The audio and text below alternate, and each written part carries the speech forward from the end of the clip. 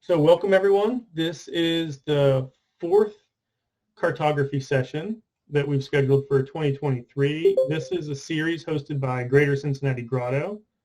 It's open to anyone who's interested in participating.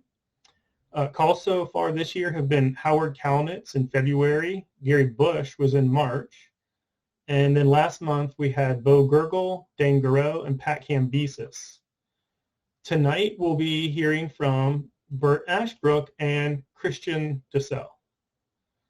Bert will be presenting on the mapping project at Sarah Furnace Cave, and Christian will be talking about TopoDroid and Therion. And as some of you just heard, we might be seeing a brand new cave map that he's created with that software.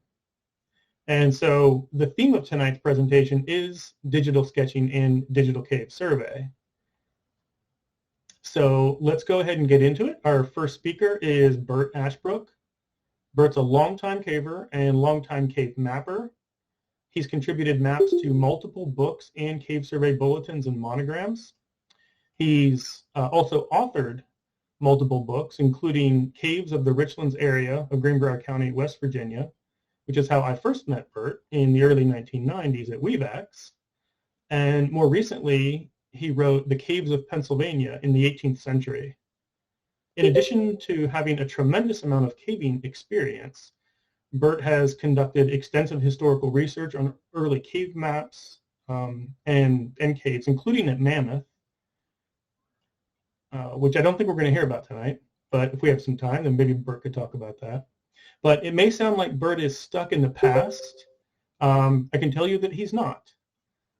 Tonight, he'll be demonstrating state-of-the-art digital survey techniques, including some of the most exceptional digital sketching you will ever see as part of his presentation on Sarah Furnace Cave Mapping Project, which, by the way, is the longest cave in Pennsylvania by a lot. It's probably grown even in the past week or two, and I believe it's getting longer on every trip.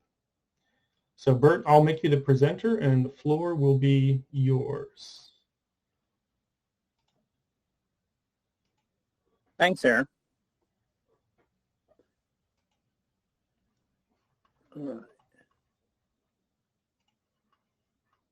Can folks see my screen?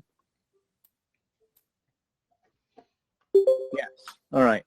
So let me just sort of start out by showing you the map of Sarah Furnace Cave so you get sort of an idea of what the thing looks like.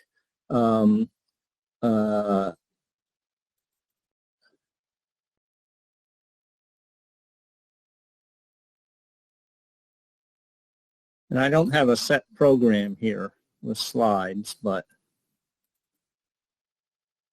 this is the overall map of the cave. There's one entrance. From one end to the other is about 600 feet. But within that about 6 acres of area, there are 9 miles of cave. It is the maziest cave, we think, in the world. And it's in western Pennsylvania, of all places. And I've got the map right now in 4 sections, 4 quadrangles. So you can sort of see how mazy the thing is.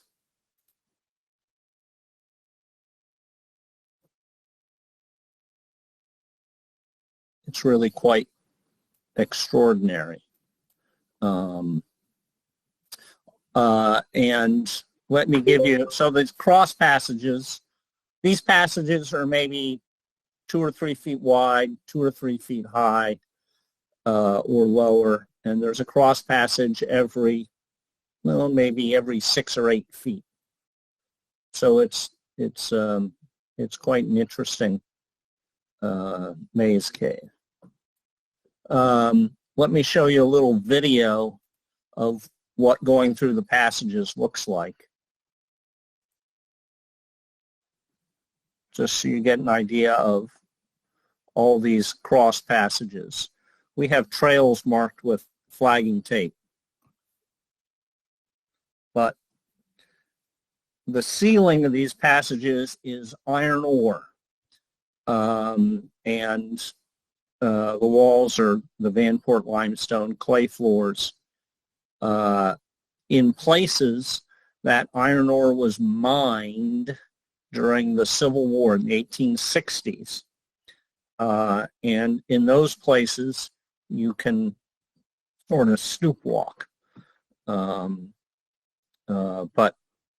the unmined passages are all crawlways, and this just gives you sort of an idea of the passage density and why we think it is the maziest cave in the world, bar none. All right. So what I'm using to sketch with is a Samsung Note 8. I don't know if you can see it, or whether I have to stop sharing. But what I'm typically doing, or what we're doing, is we are entering the paper data in Excel. This is just the survey designation, the date of the survey, from to several distance entries that get averaged in this gray column, several azimuth entries and backside azimuths that get entered and averaged into this gray column, and then inclination, front and back sight, that get entered into that column.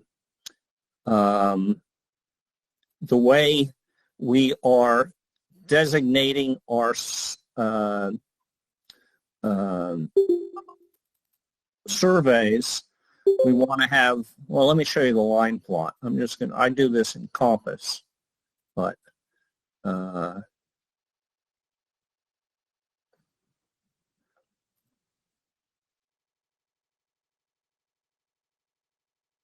this is the line plot. This is some surface survey here.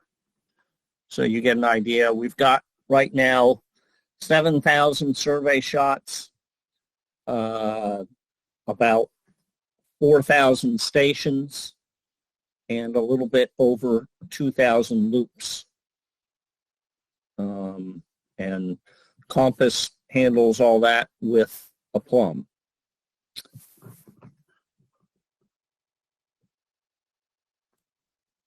By the way, if anybody has questions, just interrupt me, so I don't feel like I'm just talking to myself. All right, so the way I'm handling, oh, go ahead. The way I'm handling the data is it gets entered into Excel, and then that Excel file, I may do it right here while we're here. I'll copy that. I'll start a blank workbook. I'm going to paste the values in, and I save that as a CSV file that Compass will allow you to import.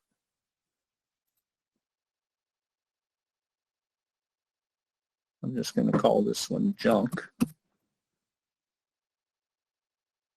And a CSV file.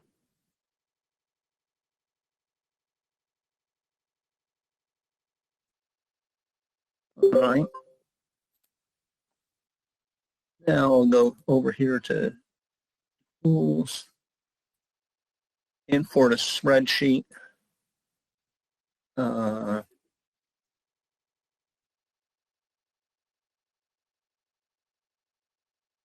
Make a new cave called Junk Cave, and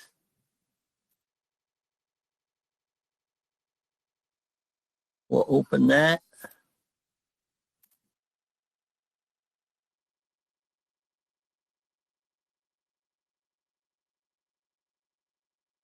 And there's recreating that line plot. That's as quick as it is, pretty easy. We can look at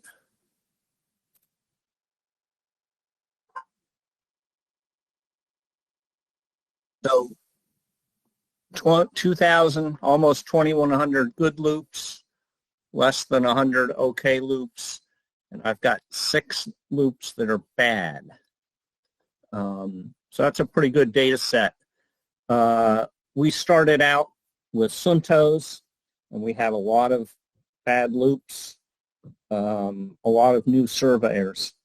And in those small passages, sometimes it's difficult to read a Suntos, especially sometimes when the stations are on the ceiling. Occasionally the iron ore will screw with the compass. But since we started using distos, we've had almost every loop has been good in the compass way of measuring loops. So, all right. So I have that plot file that Compass has created. Compass has a utility to export that to an SVG.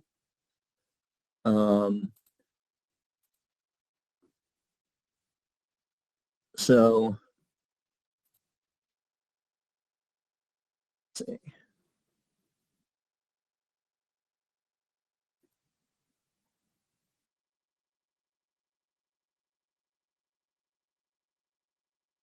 There. I'll open that. I'm drawing the map at 20 feet to the inch. So 9 miles of cave at 20 feet to the inch. If you were doing that at, 50 feet to the inch, that would be like having,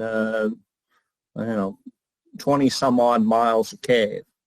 So it's a big map. I typically make this on an architectural C18 by 24. I'm not going to worry about those. We do not do left, right, up, downs.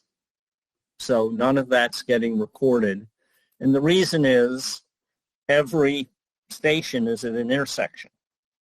So we do up and downs, but we don't do left, right. So I don't get any of the passage modeling that you could get in Compass.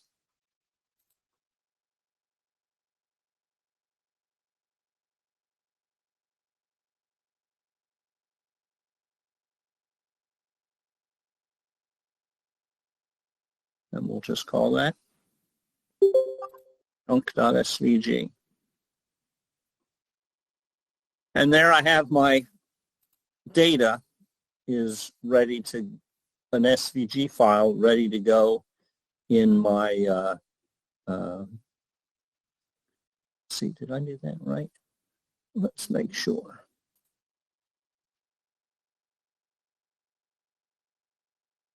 Let's go survey.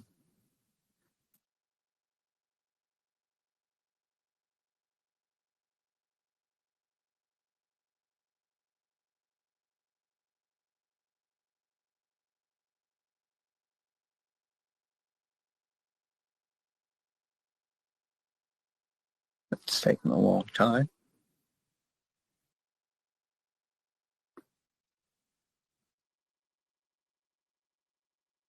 All right. There is my SVG file. Typically, I don't use some of this stuff, so I'm going to get rid of a bunch of layers.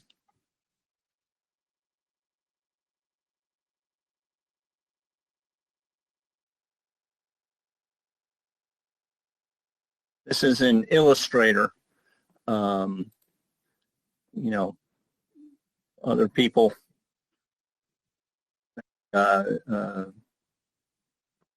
use other programs, but so here's my data ready to plot or ready to draw.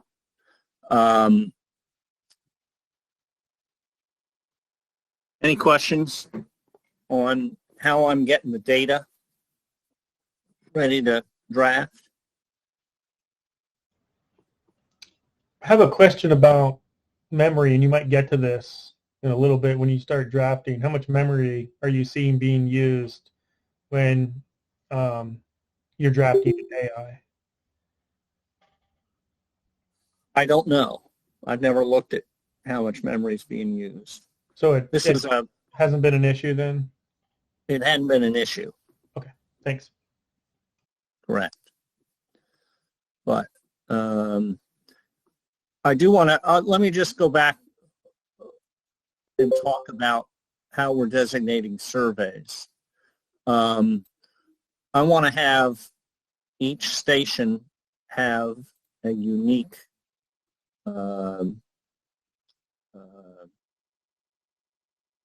designation. So what we've done is we have a 3-letter prefix and then a station name. So here's the station from and to, EHA1 to EHA4. And, you know, I can go up through these 7,000 survey shots, and each station is unique. The 3-letter prefix, the first letter is the year we surveyed it. We started in 2019, so anything with a, for example, a C in it, like this station right here, means it was surveyed, that station was set in 2021. N, the second letter there, is the day of the survey. So N is the 14th letter of the alphabet. That was our 14th trip of 2021. And then the survey team is the 3rd letter. So on this day, CN, there's only one survey team, so there's no CNB. Oh yes, there is a CNB and a CNC. So we had 3 survey teams on that 14th trip of 2021. And there's the data that they took. And then the stations are all sequential after that. If there's a splay shot where there's no station actually set, in that case, we have a lowercase appendix to the survey station name. So that gives me a unique survey station name for every single station here.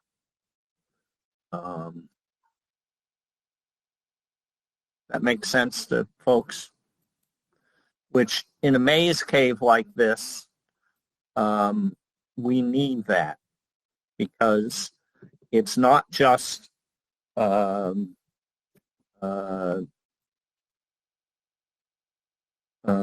looking at the data, but we actually have the stations marked in the cave, and when you get lost in this maze, which absolutely happens almost every trip,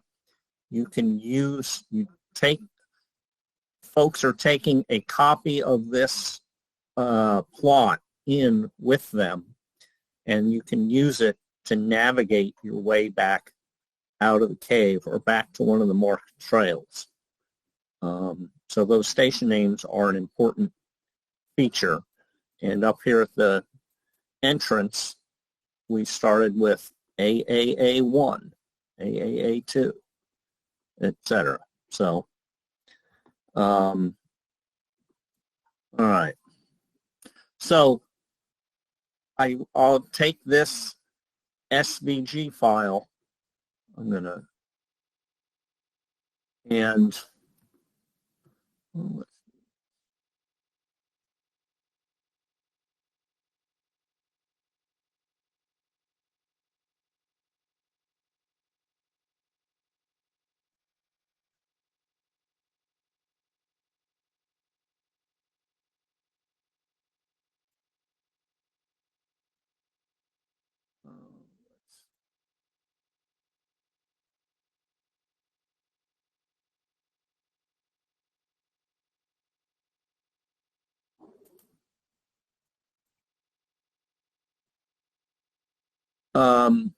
this will be a little bit easier to see. So I've imported this into the map.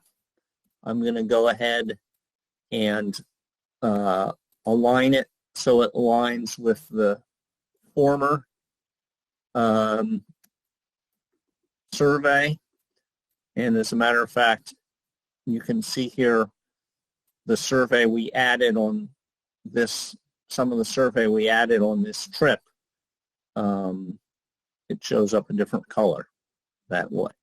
So that's what we added between data set 97 and data set 98. This is stuff that got added. And at that point, what I'm going to do, let's turn this on. I will take that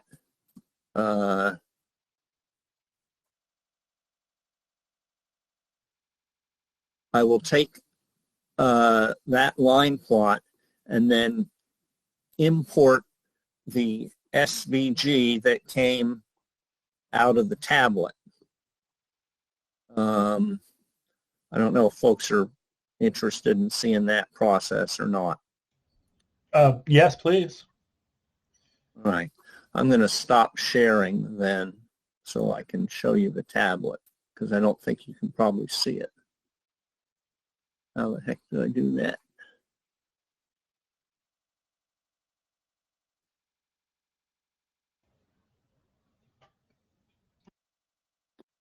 So I use a Samsung Note 8. It's not all that interesting, but you need a tab, and I know people use phones. As long as it has a stylus, you really need a stylus to make it work. Let's see. So are people here familiar with TopoDroid? Some people are, some people aren't. And Christian's going to be talking about TopoDroid in a little bit of detail in about 20 minutes. All right. So I won't talk about TopoDroid, but here's some of the tough to show you on this screen. Well, I can show you on this screen.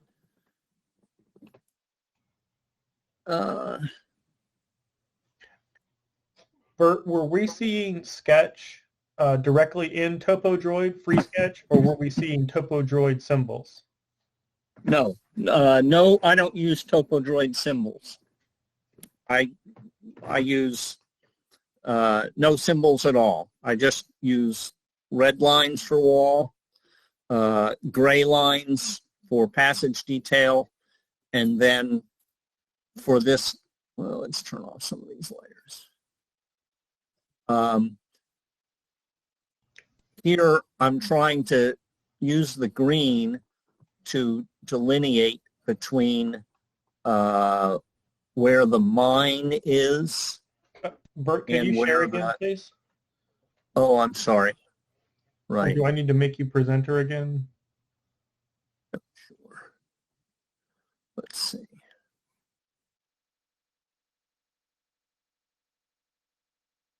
Looks like you're still presenter. Get back to. Oh, there it is. There. All right. So, so the red is walls. The gray is passage detail. And the green here, I'm trying to show which sections were mined. So here you've got a 4-foot ceiling height. That has been enlarged by mining, because none of the natural cave has a 4-foot ceiling height. And so in here, this is cave. This is mined. And actually, this is a floor trench that was dug by the miners in this area. So, no, I don't use any. Matter of fact, I think this is, yeah, this, what you're seeing on the screen here is the same thing hauled up here. So that's just that TopoDroid lets you export an SVG file, and that's just bringing the SVG file right in here. Pretty simple. All right, once that SVG file is in here, let's do this. Let's do this. All right, that's gonna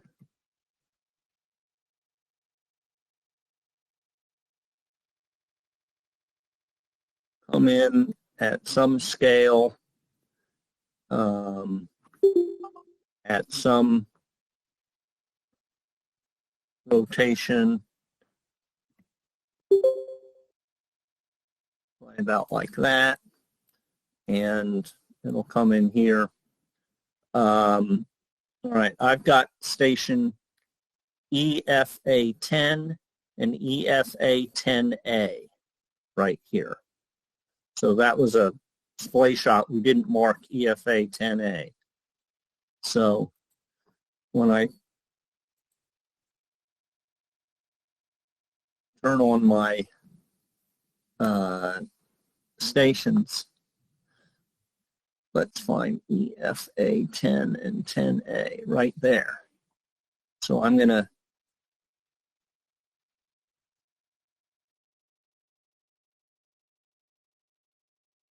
take that, I need to rotate that.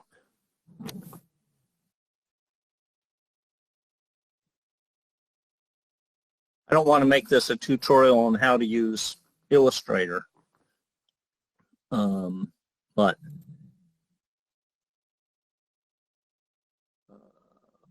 see, where are we? EFA10, EFA10.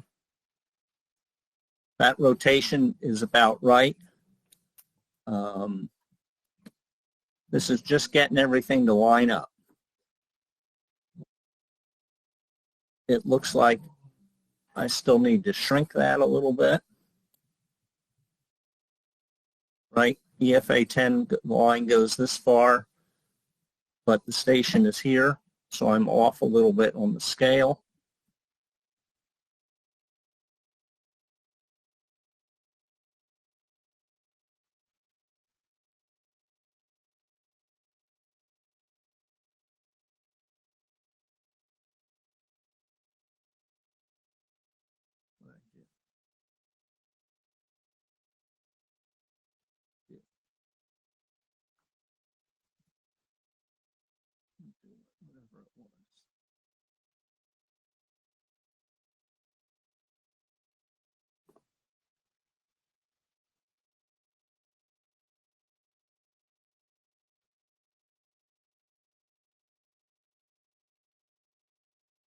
All right, that lines up pretty well. So what I'm trying to do is get my survey data, the line plot that came out of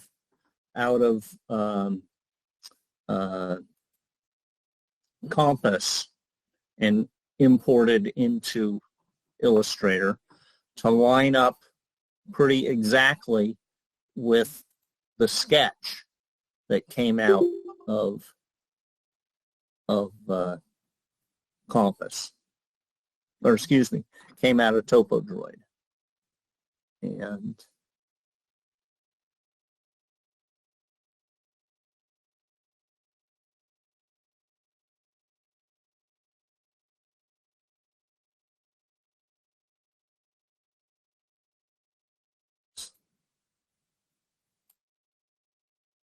that's pretty darn close. Now, when you close a loop, it's not going to close perfectly.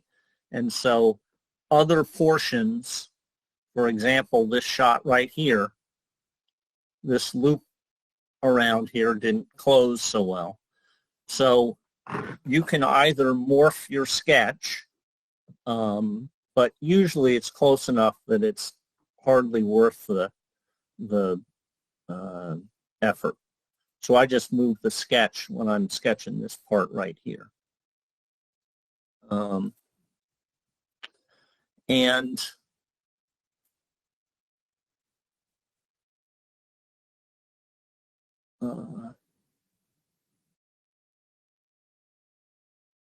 so you see, I've just essentially just tracing lines.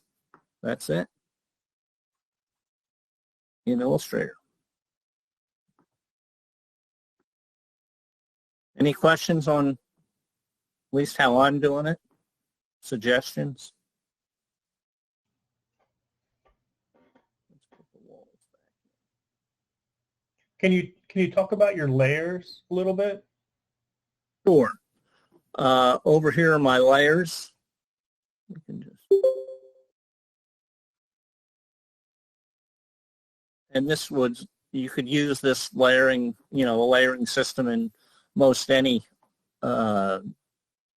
modern program to draw with. Let's zoom out here.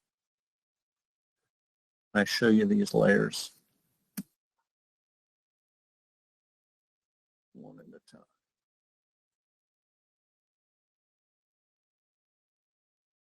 time. All right. First of all, I've got my survey stations, and I have different versions of the data.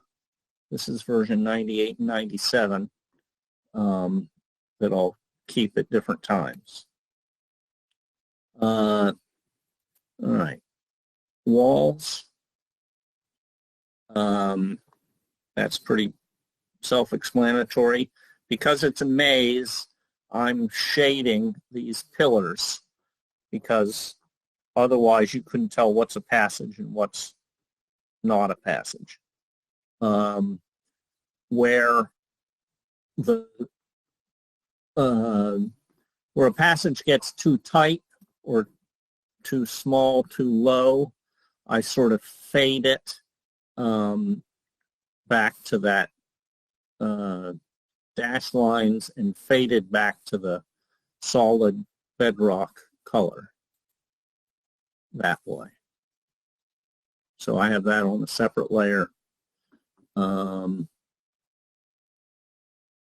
Passage detail. I'm at 20 feet to the inch. It plots pretty well to make the smallest line width about 0.2 millimeters. So that's what most of this passage detail is. The walls are, I think, 0.35 millimeters wide line. So those are walls. Cross sections. In this cave, how do you do cross sections? Right? do a cross-section while you're surveying it, you'll have a million different cross-section lines, and you can't show those effectively. It's too confusing. So we don't use cross-sections while we're surveying. We don't do them.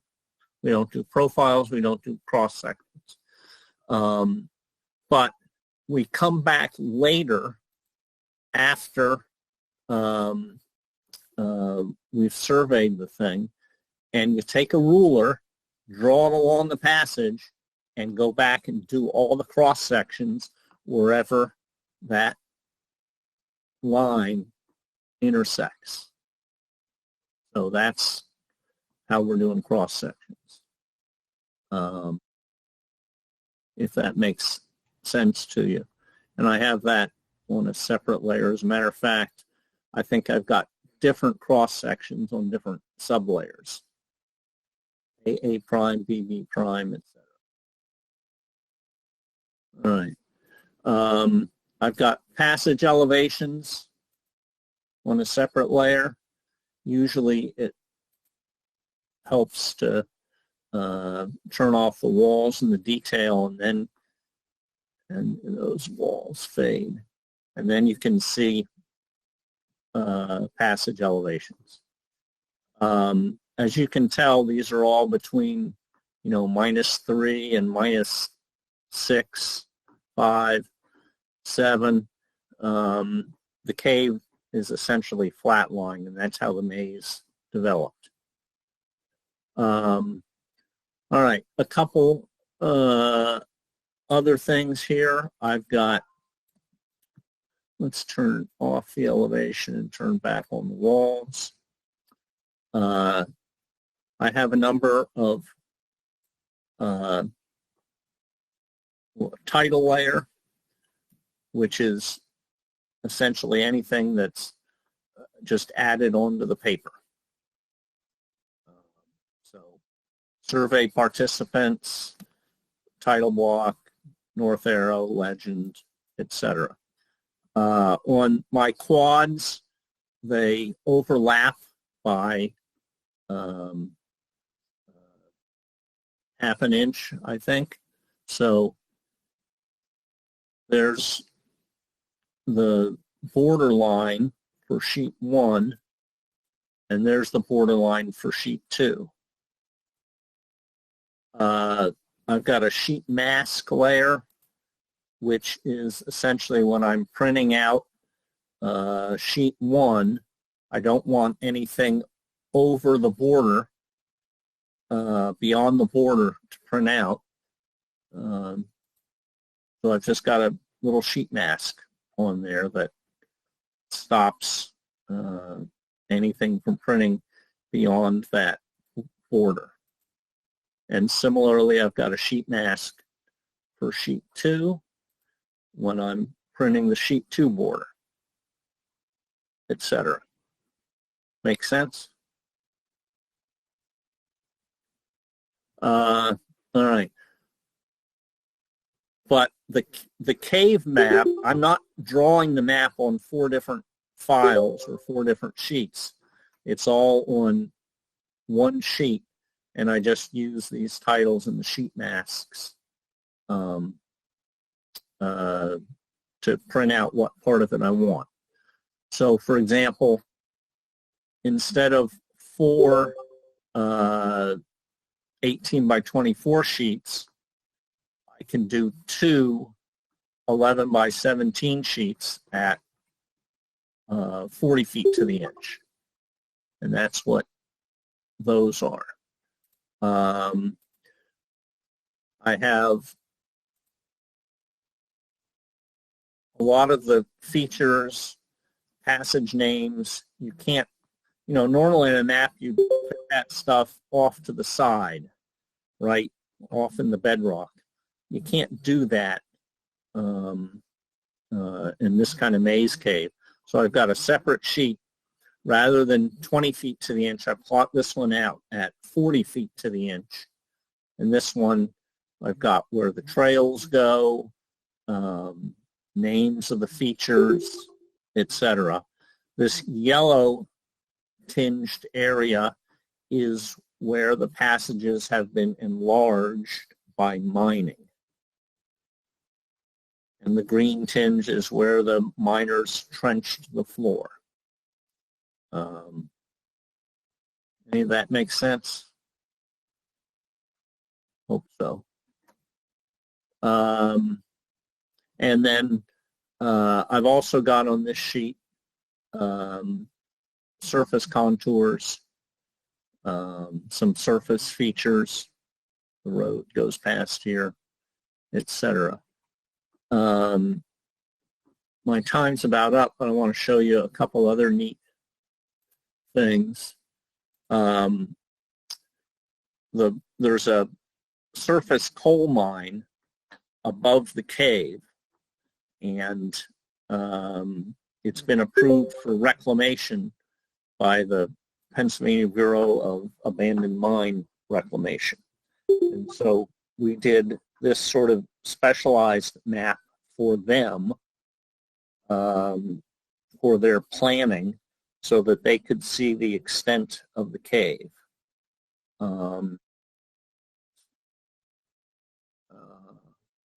And occasionally I've plotted out the whole thing on one big sheet like this. So you can do different stuff with layers that way. I've got a couple of, oh, here's something. Let's show.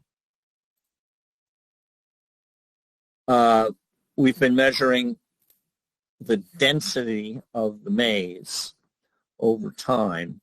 It's a metric developed by a Ukrainian caver named Alexander Klimchuk, pretty well-known speleologist, especially with all the gypsum maze caves in Ukraine, which are far away from the fighting. They're about as far away from the fighting as you can get.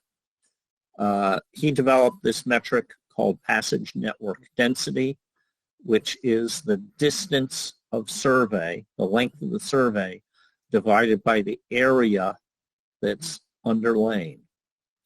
And this is just, we periodically measure that, and we're averaging about 1.5 miles of cave per acre of land, or about 600 kilometers per square kilometer.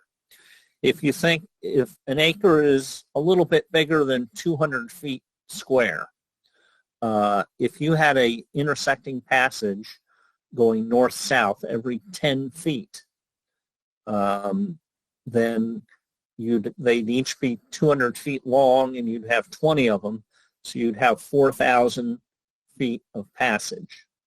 Now, take another set of those every 10-foot passage going east-west. That's another 4,000 feet of passage.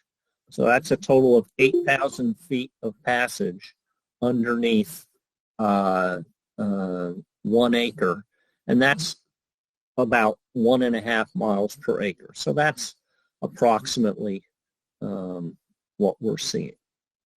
Anyway, I think my time is about up. Please, somebody ask some questions. Bert, I missed the current length of the cave. I think you said it, but I missed it. 9 miles. 9 miles, right at 9 miles. We're 8.9 miles, and we're just about under 6 acres. Is it possible it's going to get to 10? Yeah, you know, the stuff that's left to survey, let me show you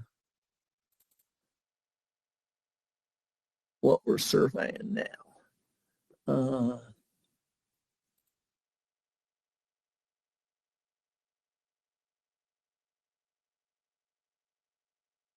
Oh, I need to share this again, don't I?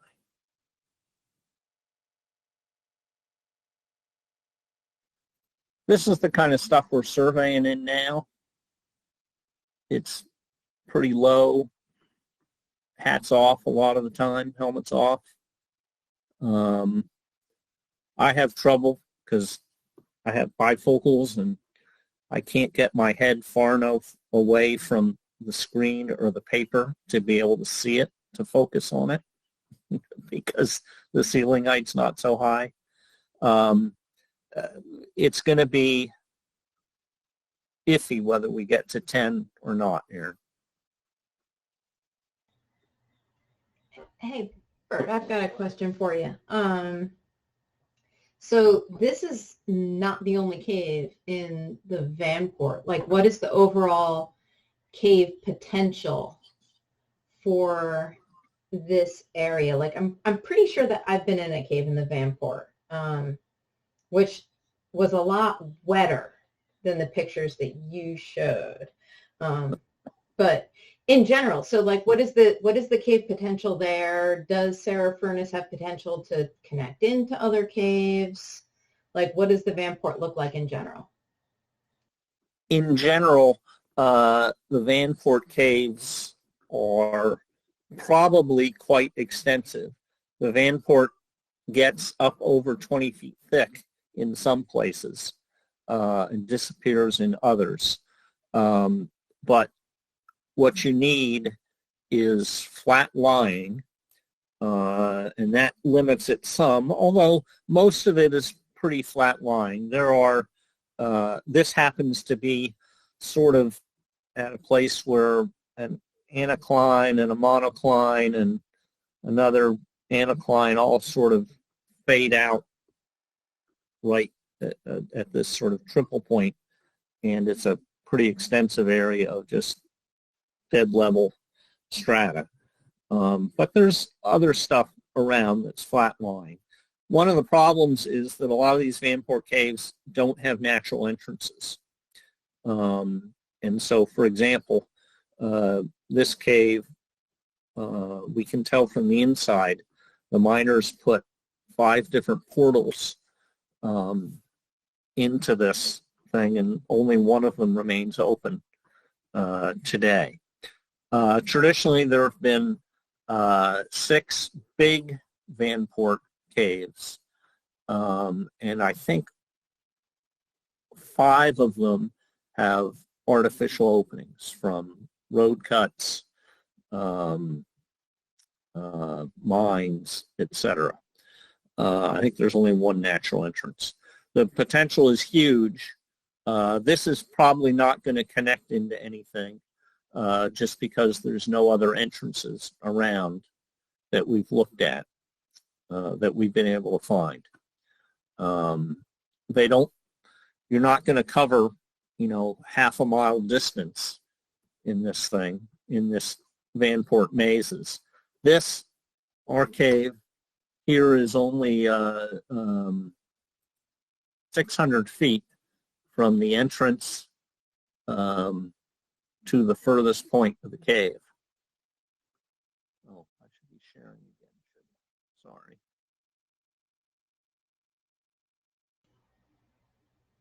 That's only 600 feet from the entrance down to here. We can do that,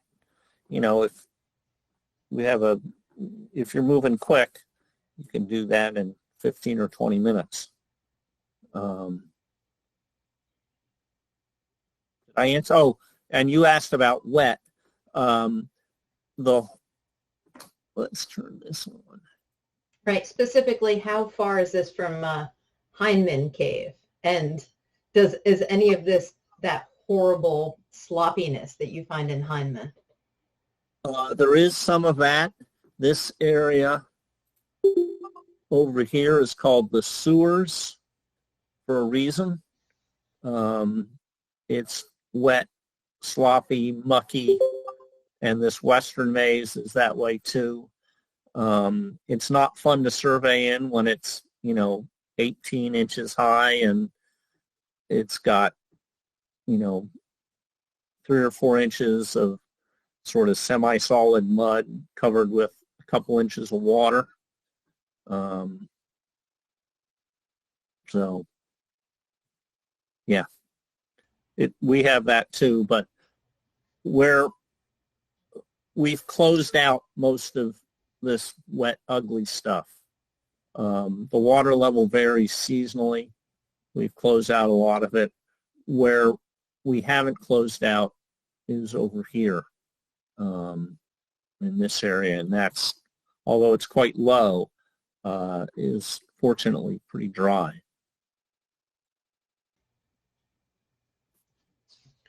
Are there any other questions for Bert?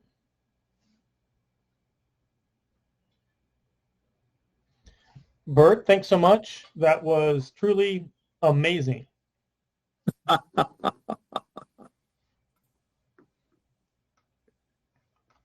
right, do I have to throw this back to you somehow? I think I can, yeah, I'll be able to make Christian presenter.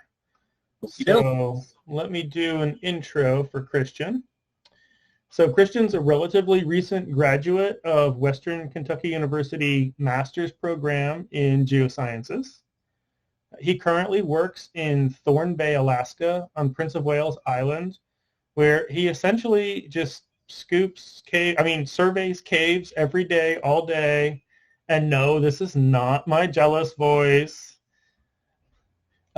Christian has a nose for finding new cave, unlike anyone else I've ever met. His approach to finding, exploring, and mapping caves is absolutely next level. He studies the geology down to the individual layers of bedrock. I've actually seen this, and maybe he'll talk a little bit about that. He creates exceptional stratigraphic columns, and then he goes into the cave and finds exactly where the new cave passage should be. And then he acts like he's surprised when he walks or crawls or climbs right into going cave, and the rest of us believe he's a magician. Maybe he is, but the track record proves that Christian DeSalle has an uncanny ability to find new cave. He's already seen and surveyed more new cave than most will ever discover in their lifetimes. And this has actually allowed him to make a long-sought connection in the longest cave in the world that eluded so many others for decades. So in addition to being an accomplished cave finder, he's also an avid digital cave surveyor and sketcher. Tonight he'll be sharing his techniques using TopoDroid and Therion. Christian, you are now the presenter. Take it away.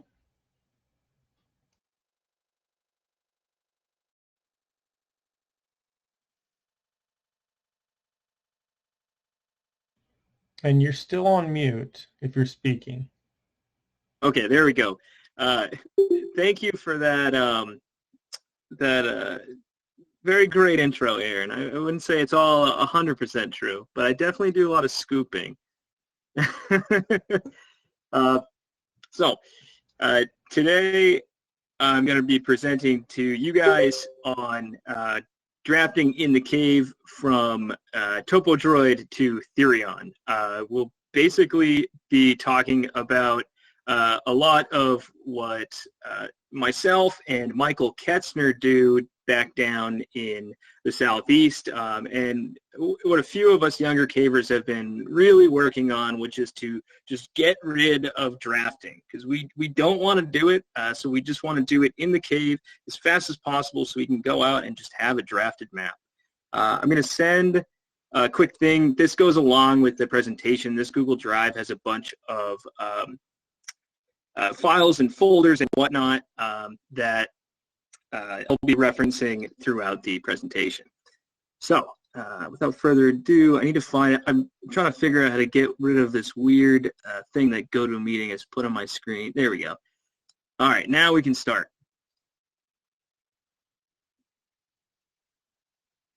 So here is the starting photo for the presentation is Michael Ketzner on the left there, drafting on TopoDroid, and then me over running the instrument in the top right. And oftentimes, especially with digital sketching, you can run a survey just off those two people.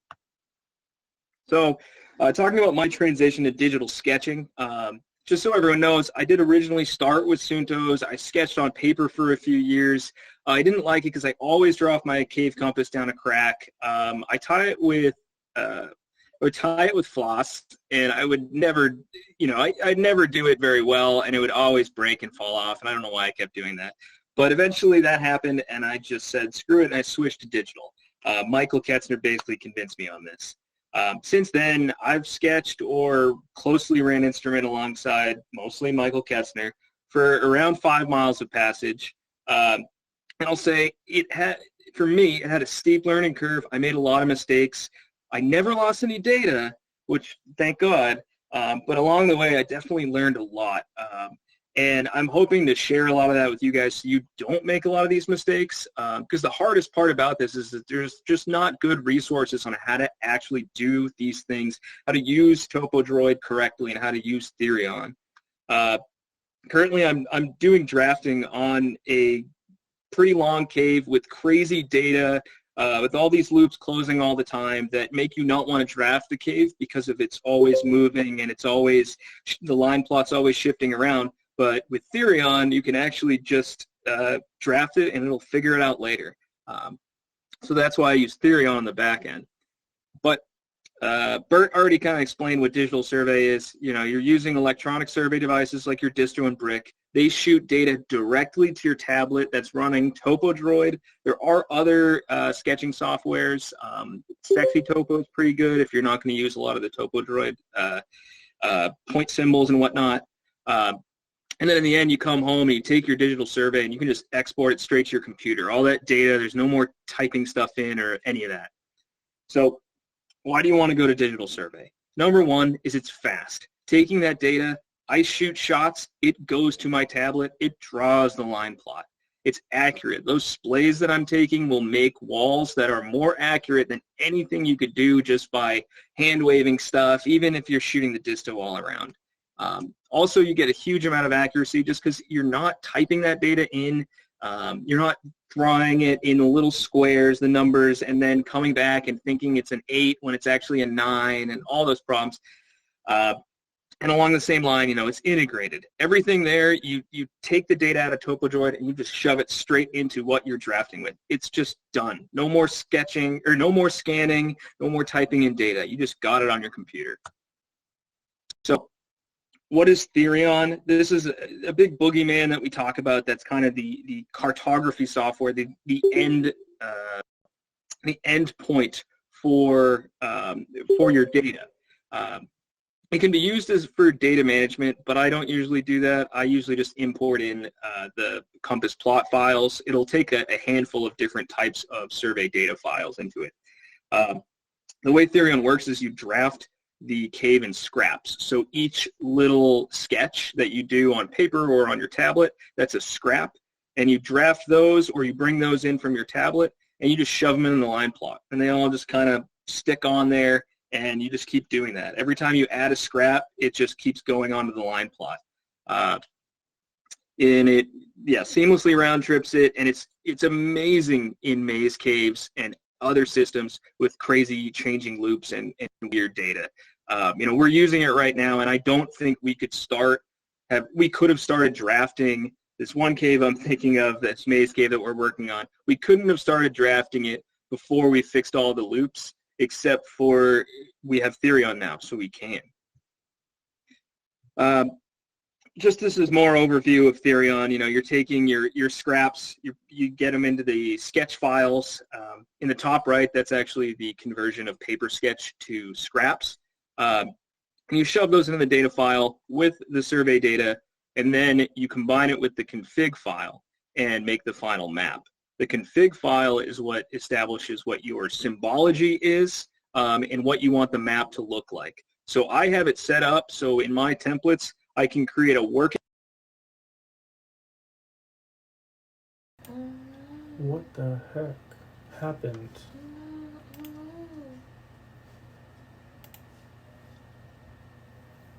An organizer has ended the call. What the heck? He didn't. Oh my god.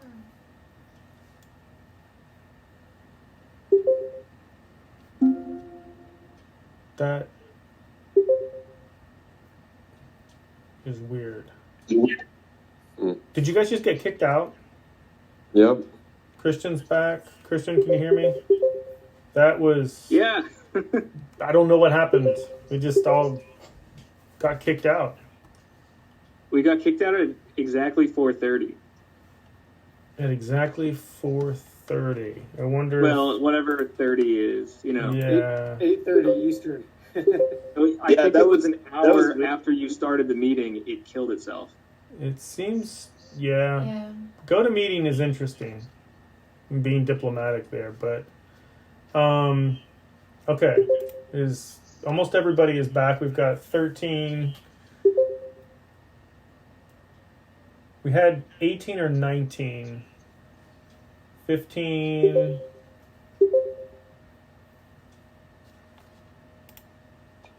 Yeah, that was very abrupt. Therion yet?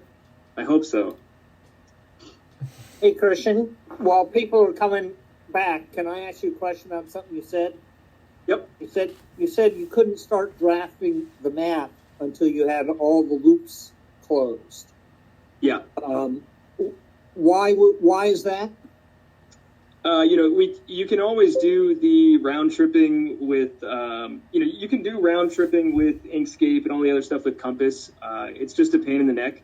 But in this case, if we have a loop, if you have a loop closing that's miles of passage around it, it's going to shift the cave like crazy. And in this cave in particular, we might have 100 loops that when you close one big loop, all of a sudden everything's getting reorganized. It really was very critical for this one cave that we're working on. In the maze cave I was talking about, we sort of started at the entrance, and the survey expanded sort of like a balloon. We didn't go survey to the very end of the cave and then fill in stuff.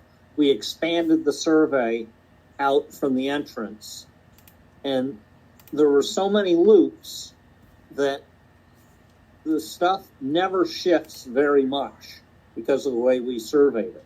Because there's always a bunch of other loops that you're connecting. Yeah, but then you got to kill all the leads as you go.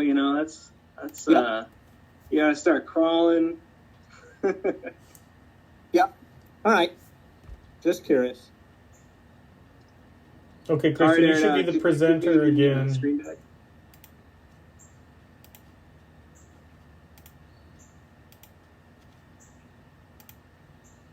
Okay, try it now. Yeah, sorry everybody. GoToMeeting is an interesting web tool. I'll just leave it at that. All right, so we're back. And going up to, so we've got up to what Therion is, scraps, sketch file, data files, config, and I was talking about symbology. And how great it is that you can just change the symbology and generate like 100 different maps or generate maps just for certain sections really quickly and easily. You can change the coloring based on the altitude of the map, or different sections can have different colors. It's pretty awesome, but it is also very confusing. So what's the benefit of TopoDroid and Therion together? And the number one thing is that you can draft in the cave. I can come home from the cave, export it from TopoDroid as a Therion file, and basically shove it into my master map, and it'll come out looking like this. So this is just one particular sketch. This is just from one day of caving in Wake Pistol, but I didn't have any good examples to show you that I can actually share. But I've done it with miles of passage where you'll survey half a mile in a day. You just take that TopoDroid file and it's already nicely sketched. You shove it into your master Therion map, and then you can basically connect it up with miles of passage around it. It's already just ready to fit right in there. It takes me all of 5 to 10 minutes to do it, and then I send off the map to everybody. It's basically done when I get home. And I talked about it a second ago, but the symbology in the map changes is great. Any of the symbols you see on there, like the water being the gray dashed lines, or the airflow symbol being those arrows, I can change that, and it'll change them for the whole map. You can also do stuff like hide all the symbology related to archaeology, or you can do pretty much, you can mass program to do anything you want with the symbology, hiding stuff, showing stuff, change stuff colors, and it'll just do it for the whole map very easily. So then it's, the reasons why you might not want to use it. and it's because the learning curve can be steep. TopoDroid and Therion, I think, have quite unintuitive UIs. TopoDroid isn't as bad, especially if you just use it with the wall symbol and the user line symbol like a lot of people seem to do. So TopoDroid is pretty solid, but Therion is hard because it's a text-based interface. It's scary. You might have to read documentation. But if you look at the Google Drive that I sent a little while ago, and actually I realized I need to resend that. Oops. I need to resend that in the chat over here so that people can see that. In that Google Drive, I have all my templates that kind of that should save you guys a lot of headache. And I'll show you how to use those in just a moment. Because we're actually going to go through and I'm going to show you how I've sketched and then translated it into Therion and produce a map that looks like this one from Wake Pistol. What else is there? There's some buggy stuff. It's not that bad. Therion, the outputs can look kind of robotic. I don't really care what they look like that much. You can make them look as pretty as you want. Let's see. Modifying the symbology can be difficult, and it's not really super compatible with walls. I know people really love walls. I think walls is out of date, and it really is kind of out of date. You know, it's not being supported anymore, so it's probably not going to be supported. So if you use walls, Therion might not be the best for you. So what are a lot of the big worries about digital survey? You know, people are worried their devices are going to break or their cave is too hardcore. Let me tell you, I drop mine in the river. I'll drop Michael Ketzner's in the river. I don't care. Like, they just, the Active Tab 2, I swear it is invincible. And not only that, it's $130 for my whole setup. So it's, you know, I don't want to destroy it, but, you know, it's not $900 like a disto. Also, a huge thing is if you have a tablet with an active stylus, which is like the only kind of tablet you should get, it will sketch through water and through mud. I could take that stylus to that tablet underwater, under the sink right now, and it would sketch. If you're afraid of losing data, you can just back it up on your phone. The batteries, you can get extra ones or just bring spare stuff. It's not that big of a deal. And the final thing is that people complain about digital sketch all the time. And I think that that's largely because people haven't been digital sketching for that long. So a lot of the sketches out there aren't from people who have had, you know, 10 years of experience, like paper sketchers. And also just the technology has gotten so much better. It's changed. In the past 5 years, that's what's really enabled us to do good digital sketching, is all that new technology, especially the active stylus. So, TopoDroid time. Quickly shout out Marco Corvi, the hero of TopoDroid. I swear it's his full-time job making it. So thank you, Marco.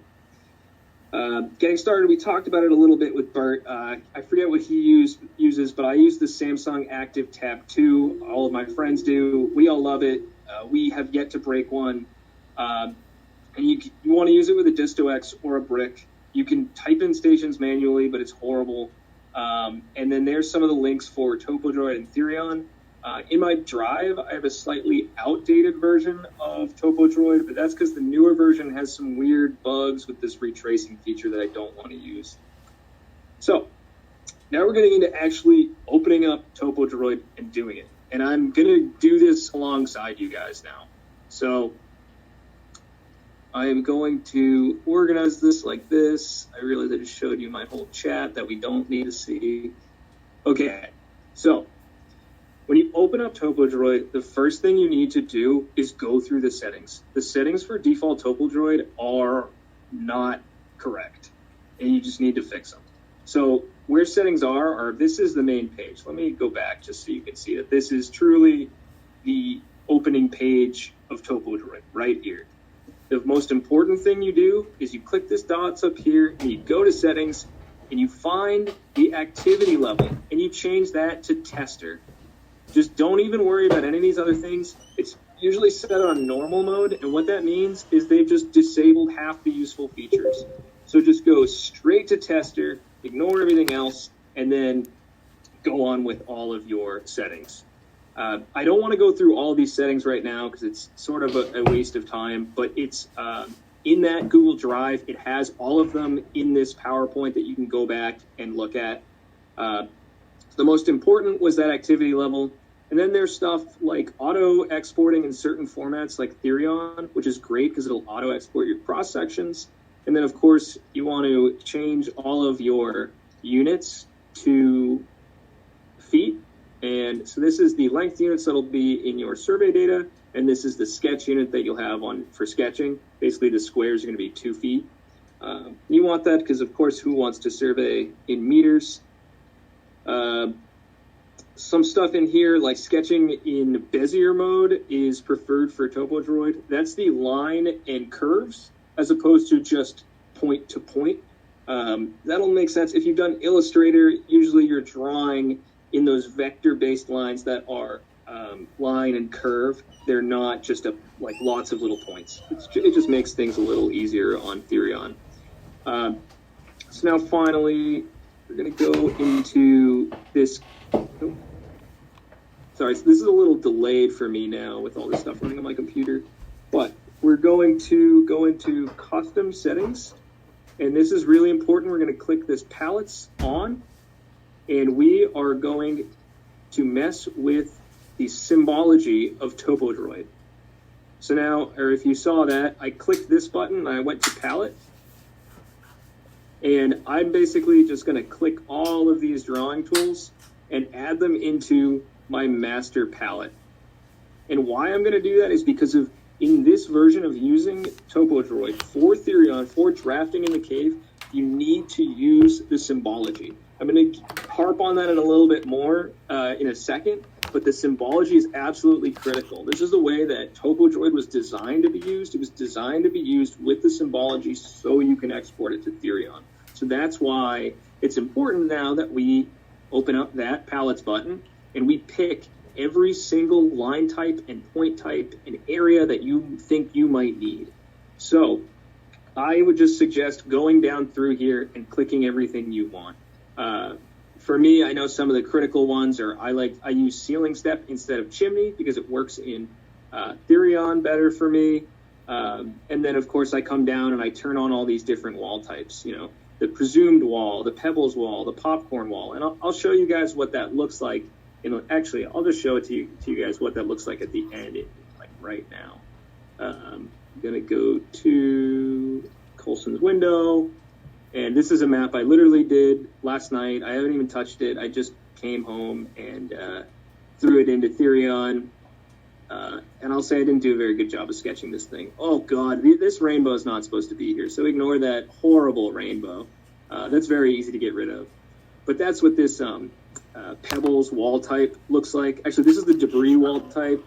And then I think maybe it is actually all pebbles. And it's just the different wall line types are great for, you know, this has mud on the bottom of it. This is what the symbols end up looking like at the end, just to give you guys a quick idea.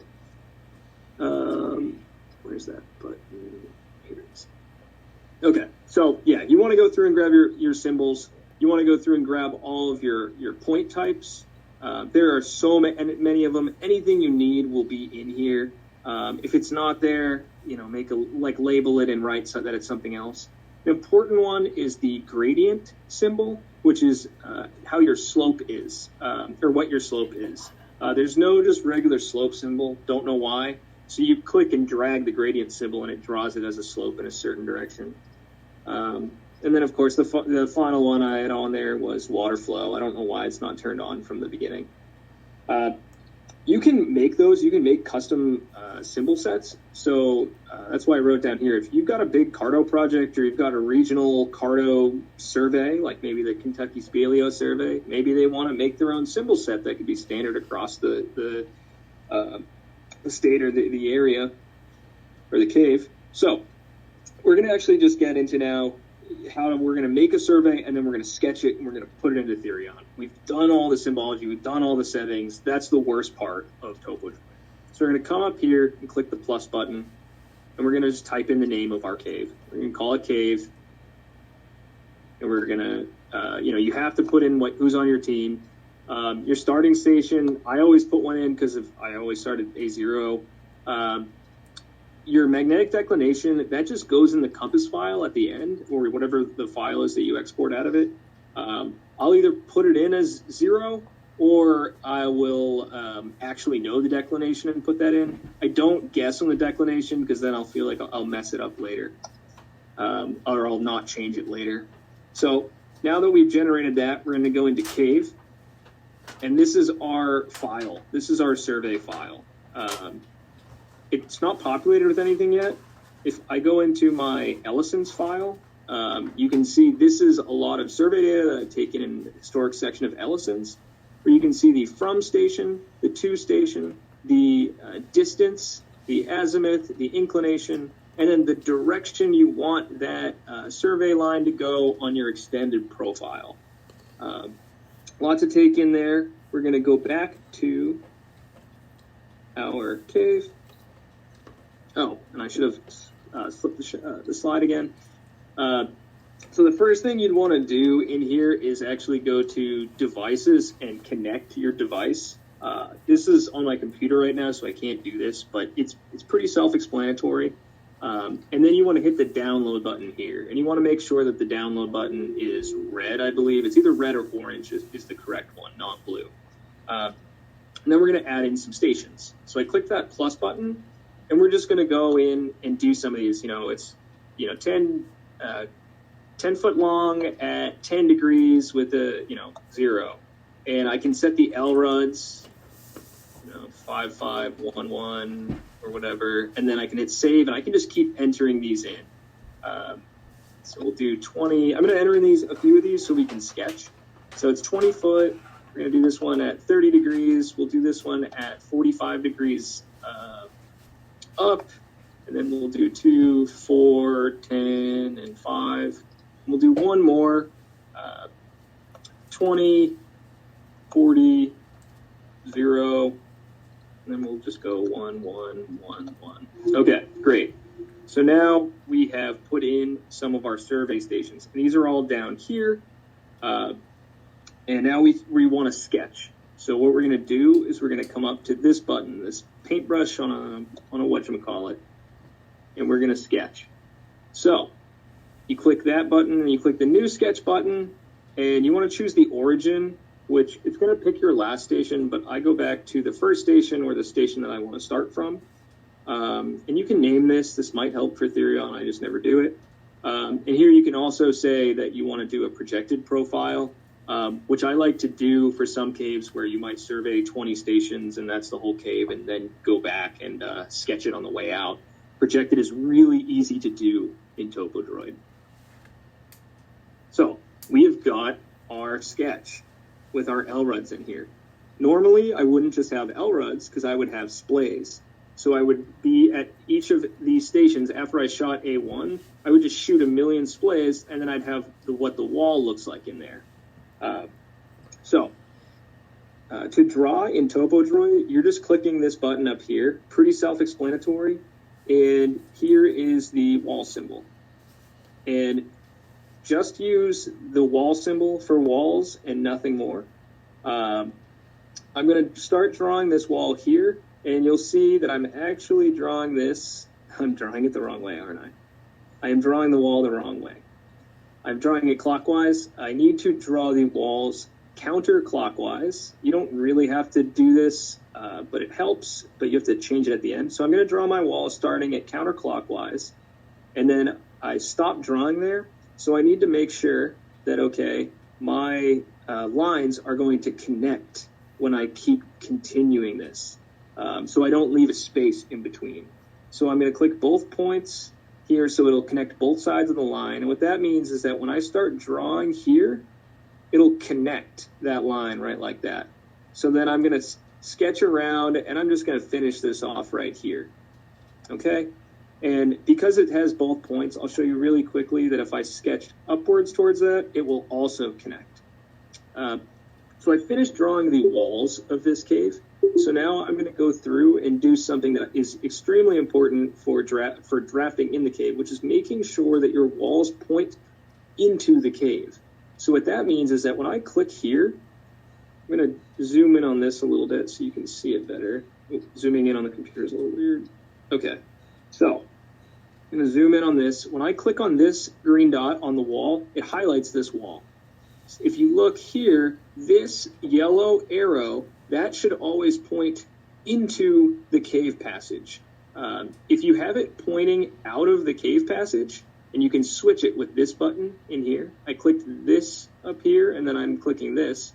If you click that, it will change the direction of the line. So now it's actually pointing out of the cave passage.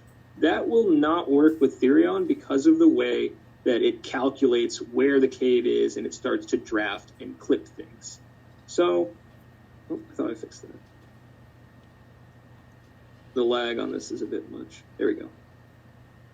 So this line is drawn correctly. Let me zoom out and just make sure everything else is drawn correctly. Great. And this one is drawn incorrectly, and I'm just going to delete it because it's outside of the cave. So that's what the line symbols are. I'm going to also show you guys the pit symbol, because I'll show you what's really nice. So if you saw, I didn't have the pit symbol down here, so I clicked these arrows over here, and then I got the pit symbol. The nice thing about this is that I can draw a pit like that, or like this, and now that will actually clip when I bring it into Therion at the end of the day. So that's not too big of a deal that you've sketched outside of the lines there. So now moving on, I'm going to show you guys what an area is. To switch from point to line to area, what I'm doing is I'm clicking this symbol up here. It's a little confusing, I know, but the area symbol, basically all that is you're sketching what an area is. And again, similar to the pit, it will actually clip that water to only be within the passage when I put that into Therion. And then for your point symbols, as I was talking about earlier, this is the gradient symbol. And actually I can click and drag and release, and these will make the slopes. So this, I'm sure you all know that's not what the slope symbol looks like in real life. So when you export this, if you export it like a PDF or an SVG, it'll look like that, and your cartographer will say, "What the hell is that?" And they'll hate you, which is partially why I use Therion and I process it to make those actually look nice. So those are the point symbol, or this is some of the stuff for the point symbol. I can draw with mud. It's generally self-explanatory. I can write that there's a lead in this water here, and I can click on it and add some text to the lead and say it was 2 high and 4 wide, and that'll actually show up. Let me show you on my drafted map over here. That'll show up in Therion like this, where it highlights it in orange and puts the question mark there, and it's just ready for somebody to come and look at it and delete that lead. It'll also go into a leads list when I process it. That is basically an Excel file filled with where all of these are and where the nearest station is to every lead. Really great feature. But I digress. The actual drawing of everything in TopoDroid is really pretty self-explanatory. I wanted to also show, I'm sure you saw me using the edit button over here where I was clicking on the green points of the lines. And I can click up here on this button to edit the attributes of the lines. I could change this wall and whatnot, and I can change the direction of it. I'm not going into all the features just because there's kind of too much to do. But then, what else is there? There's also this button, really important, that you can swap to the profile, and you can actually start drawing profiles based off of this. And this is an extended profile, which you can change the directions from left to right, from which way it's extending, back on the main survey page. So that was profile. Now, cross sections is one of the harder things to do in TopoDroid. It's somewhat confusing. One of the best ways I like to do it is just clicking on a station, clicking this edit button up here, and then going in and right below cross section here, these buttons are what you use to draw the cross section. So you either pick A0 to A2, A2 to A0, and that's the direction you're looking. So am I looking through it to A2, or am I looking back at it? Or you can pick a compass direction to sketch it at. So I'm going to say we're looking at it from the entrance of the cave forward, and then I'm going to draw my cross section, which is maybe going to look something like this, and who knows? We got like a little nubbin down there. Who knows? I didn't follow these lines, but that's okay.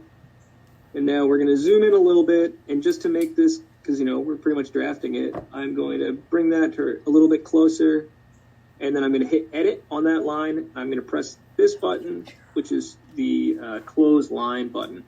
I know this is a lot to learn and a lot to go through. I'm trying not to be too chaotic with it.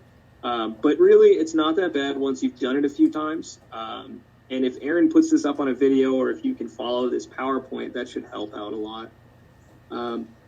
Just to make my cross-section a little more realistic, I'll drop in that there was water down at the bottom. And there you go. That's your cross-section. That's as easy as it is to do.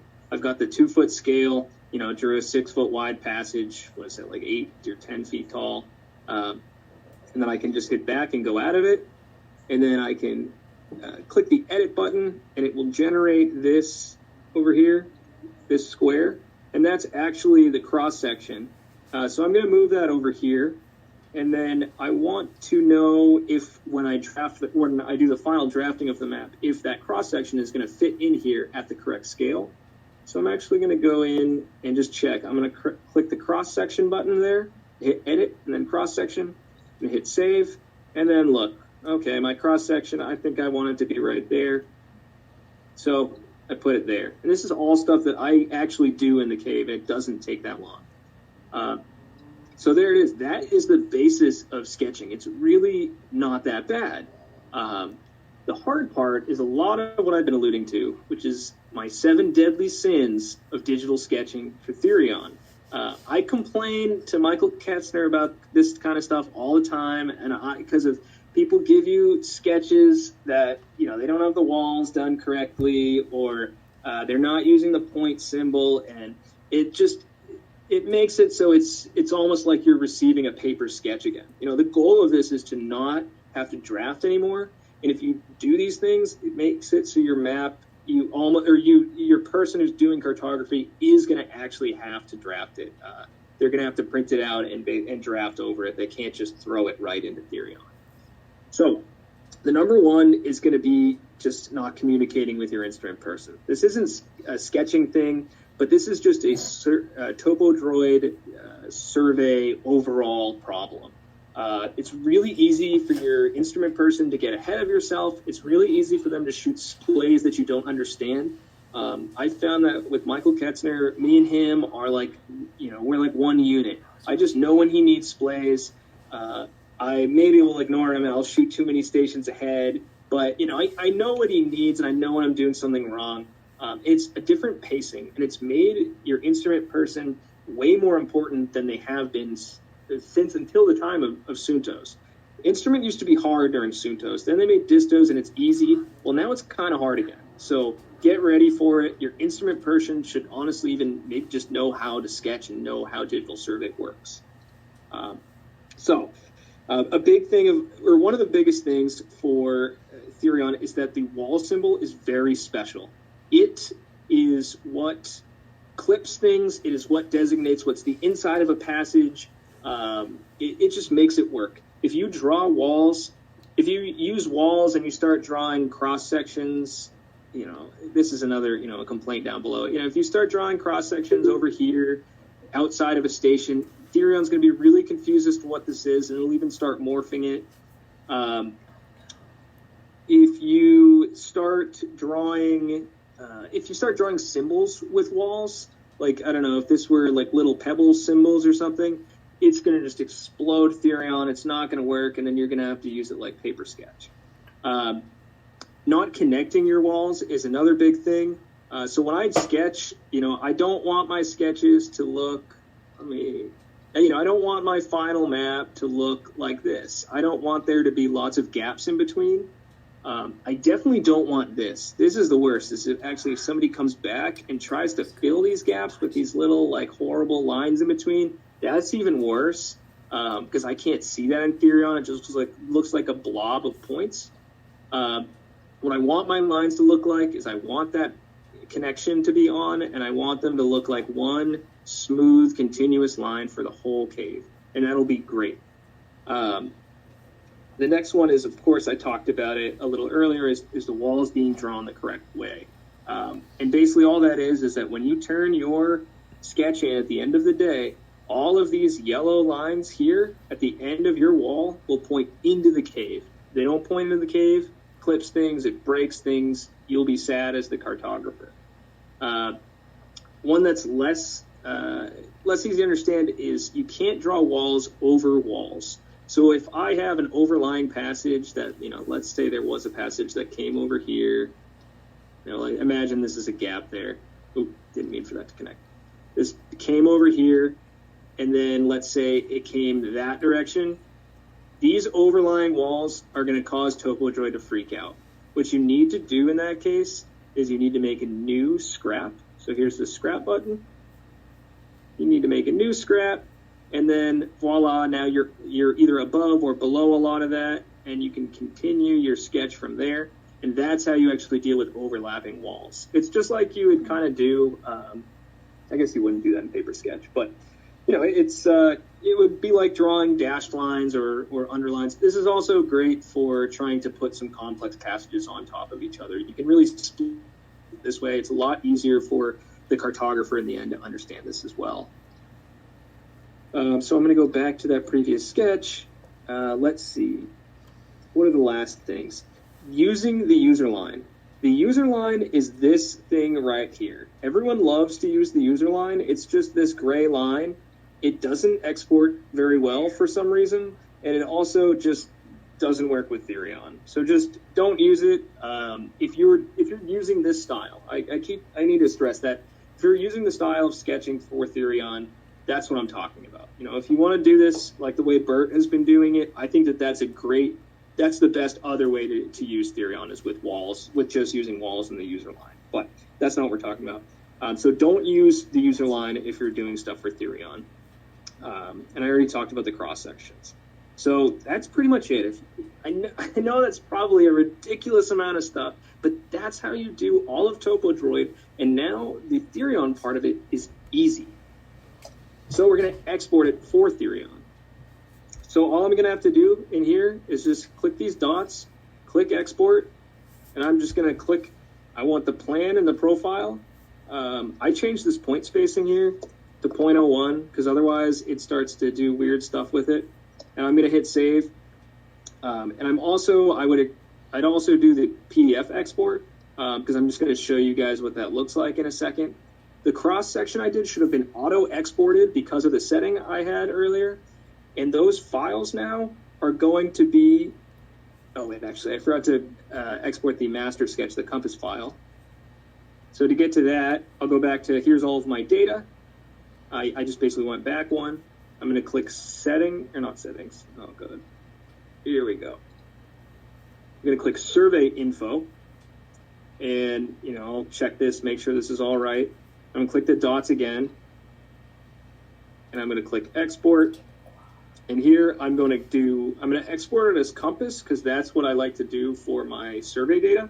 But I'm also going to export it as Therion because it'll just give you all the scrap names you use. It's somewhat useful. And then you just hit save and it exports it. And all of that stuff goes out here to your files. And it's going to go to your documents, to the TDX, the TopoDroid, your survey name, and then the out file.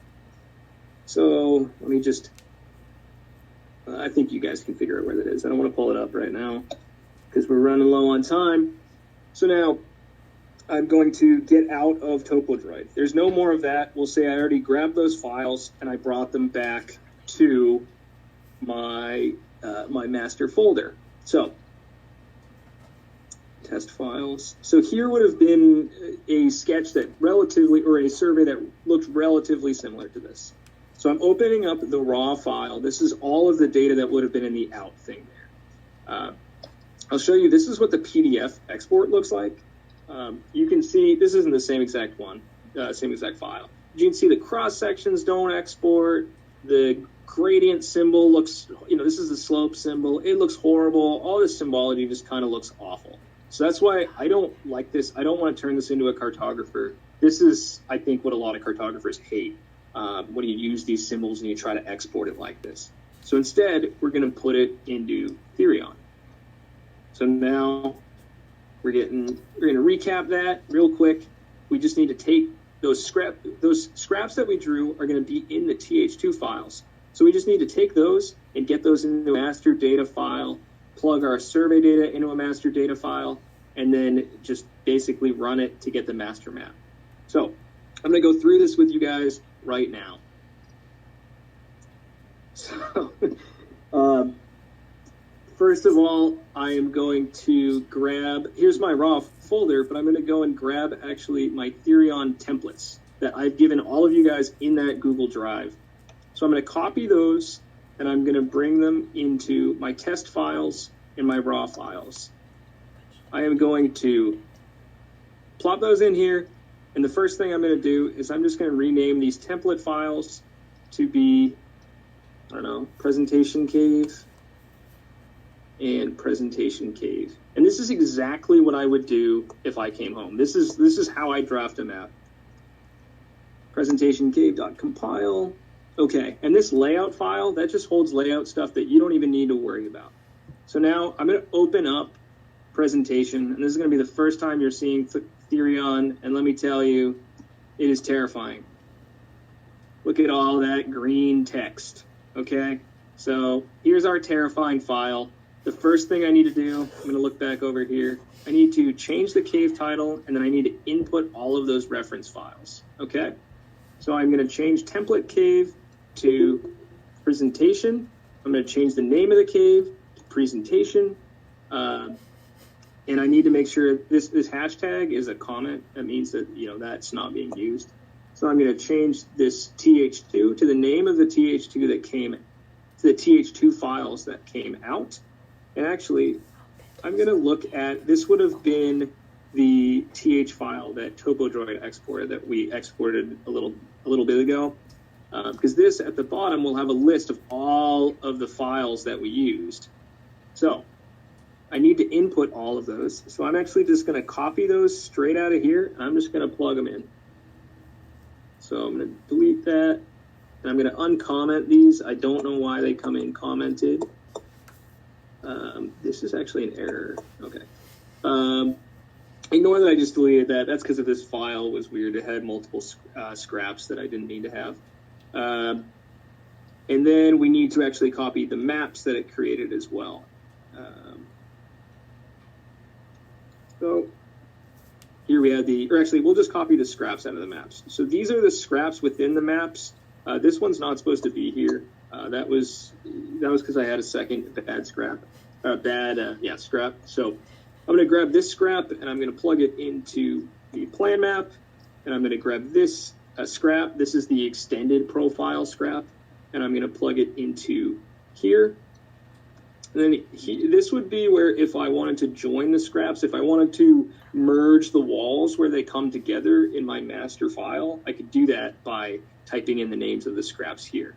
But this should be all, this would be all said and done, except for we need to bring in the survey file, which I have not processed yet. Or actually, I have already. And everybody here, I'm assuming, knows how to use Compass.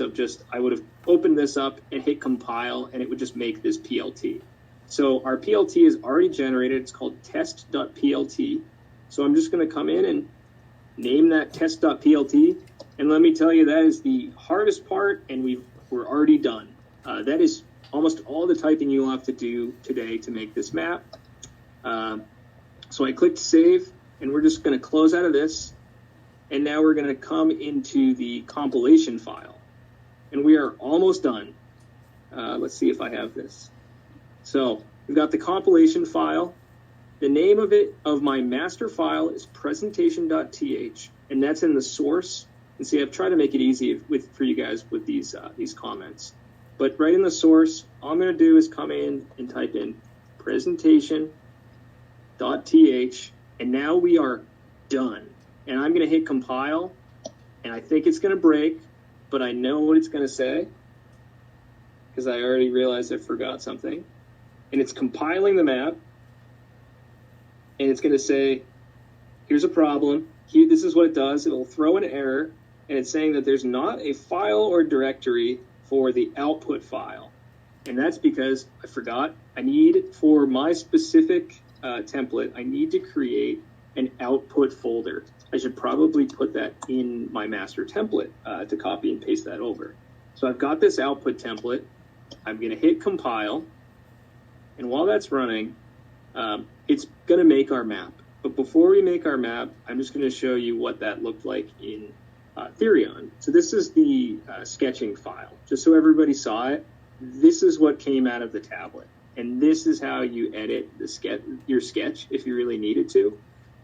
You basically just click on stuff and move it around, and you can change things from wall to, rocks or whatever like that. But this is, just so you know, this is what the data looks like, and you can edit this, and usually you will, to move things around like cross sections and whatnot, just for the easy stuff. But most of the big stuff will be done. You already drafted in the cave.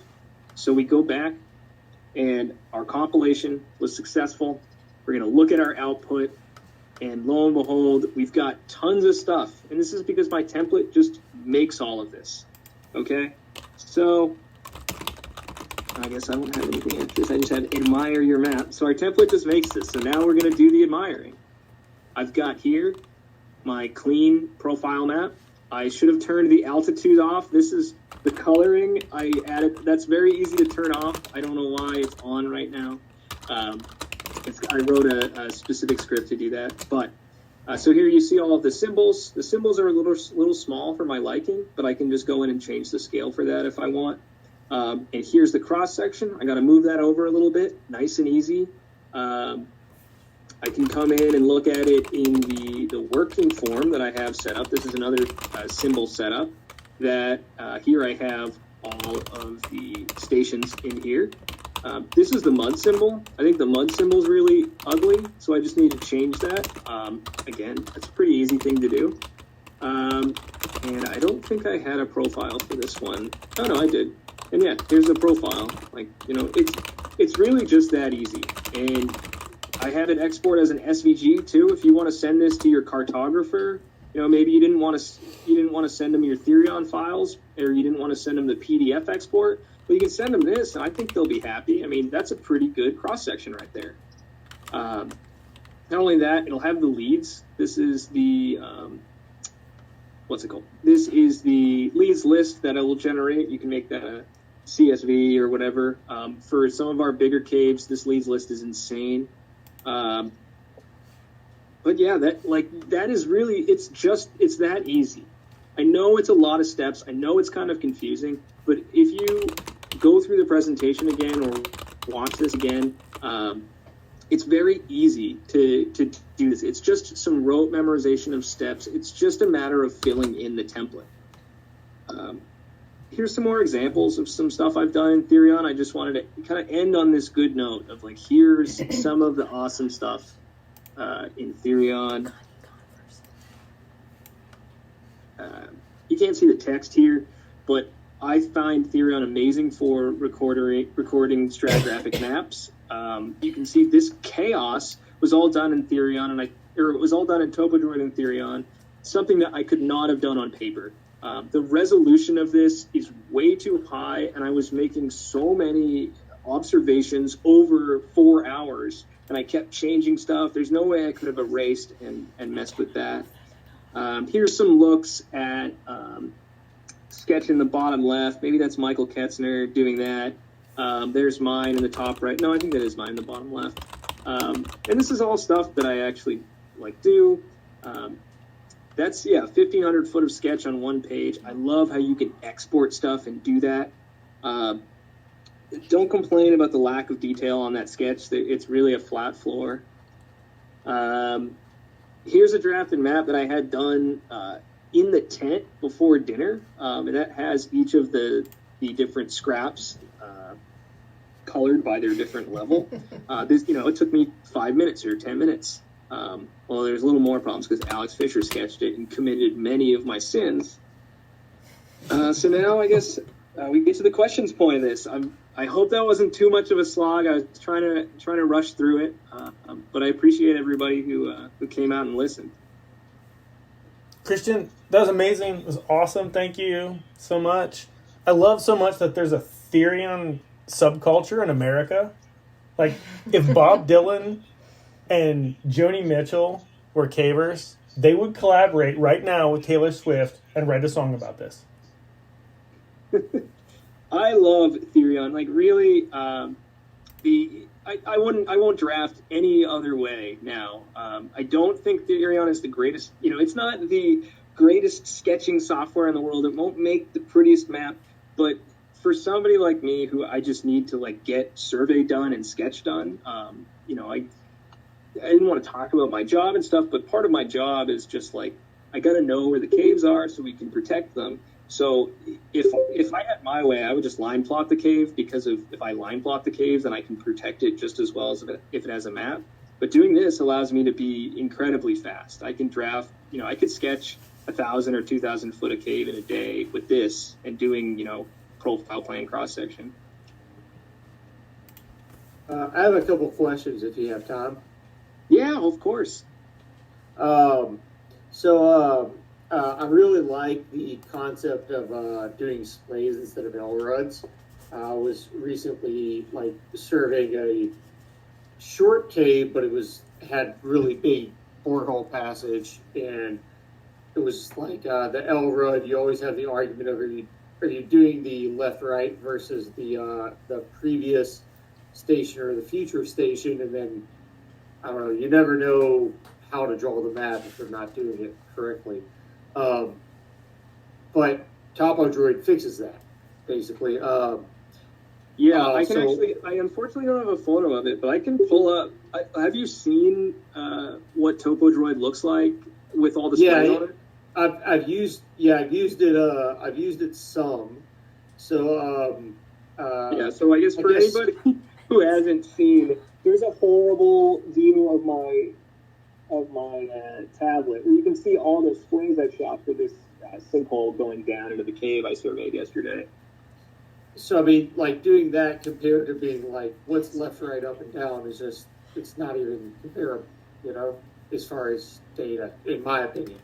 But one question I had was, does Topo Droid or Therion, do they do volume calculations? I believe so. Let me pull it up. Topo Droid does so much that I try not to look at the other stuff because it confuses me. There's so many buttons, and I believe I just clicked stats, and I don't think it's in here. I believe it does if you go into the overview. They do tons of different settings. If they don't have it, then you can import that data as a Servex file, and Servex will do it. Another thing I wanted to mention that I didn't mention earlier is that if you're working on big cave projects, you can actually get the line plot to be in your tablet, and you can survey off of that. It hasn't worked with the surveys that I've tried to do it with that are large, but it has worked with these small ones. Large being over 50 miles, so that makes sense that it didn't work. But that's really critical for me, because if we survey south 1,000 feet and then northwest 1,000 feet and we start coming east, a lot of times we're are we getting back to the normal cave? Well, with Topo Droid, I can look and I can just see exactly where I am in 3D space. Yeah. And so with Topo Droid, we always saw everything on on the plan view, but I didn't really see anything on profile view. I mean, as far as drawing the walls, or is there a way to do a profile view on that? So I can actually share my screen again just to show you real quick. I only touched on it very briefly because I was trying to kind of run through. So maybe I missed it. Maybe I missed it when you talked about it. But... Oh, did I exit it out? Oh, I already exited out, unfortunately. But yeah, there's a button to do. So I can't share, unfortunately. There's a button to do that, and you can either do extended profile or you can do projected profile. If you do projected profile, you need to kind of have an idea the direction the cave is going already. And usually what I do is I'll survey the cave and then sketch it on the way back with projected. Because you can actually, like, if you know how projected works, like, I can actually just take the 3D model of the cave in TopoDroid and just move it around until, like, this, it's how you select how you want it to be done for projected. It just takes the line plot and you move it around until you get the most length out of it, and then that's your projected. And you draw it like that. Whereas the extended, you can choose if you want each survey shot to show up as going to the right, going up, or going to the left within the survey. Okay. It's kind of confusing there, but if you're trying to learn, you can always message me and I'll show you. I mean, it's always going to be more accurate than just being like, we're just going to do L runs, you know, in my opinion. So another question I had was, how do you, as you're switching over to TopoDroid and digital, how do you mesh with old school?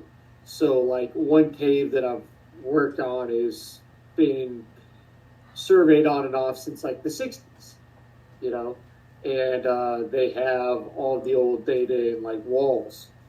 So if I go do pushes on that and I want to use TopoDroid, like, how do I manage to convince a cartographer to accept that? Well, so there's a few different things for that. The first thing is, okay, if your cartographer is using walls, that's fine, because TopoDroid can actually export in walls. It can actually export to walls.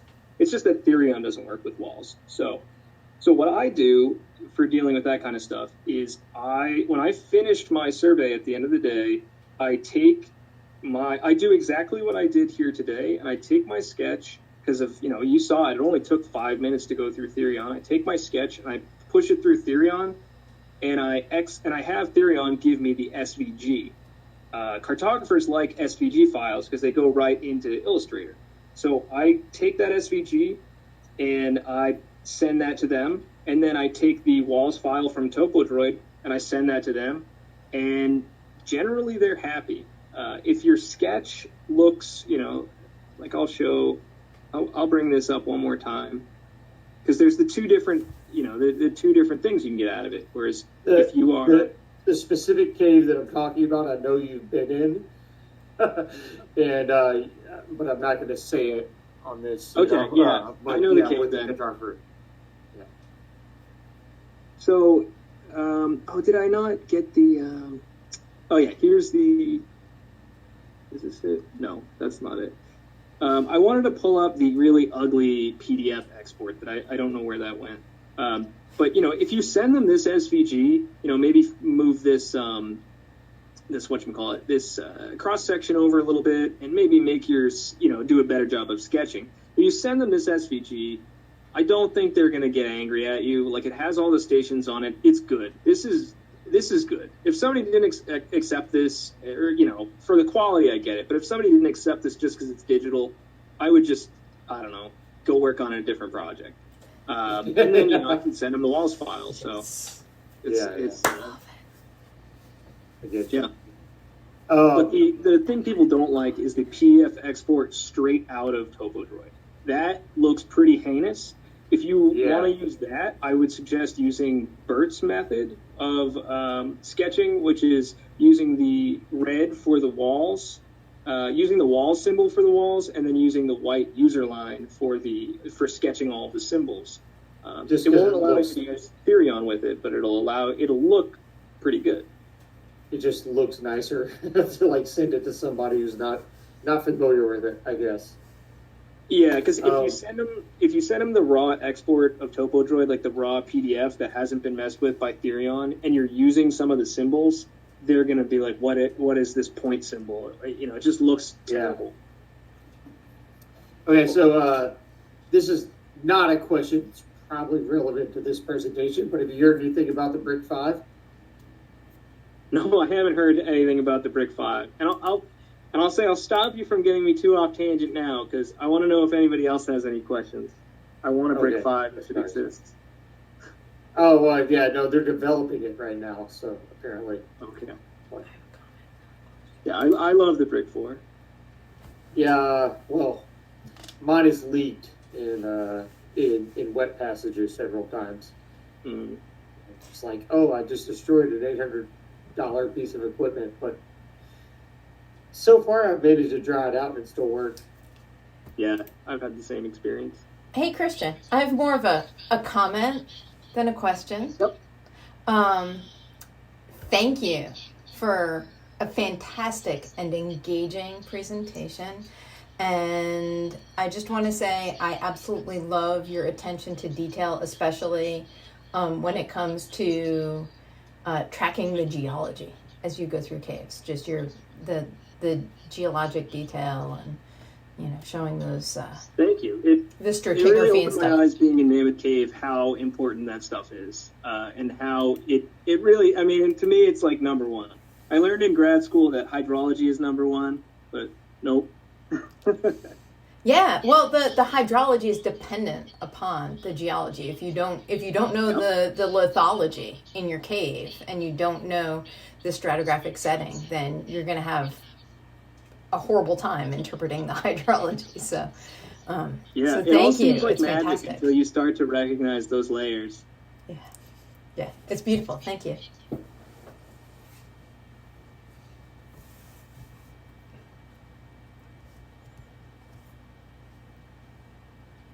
I got a comment from somebody privately in the chat that says they're going to start surveying like this, which I love. I feel very victorious. I'm going to hopefully, for everybody who's wondering, I'm going to hopefully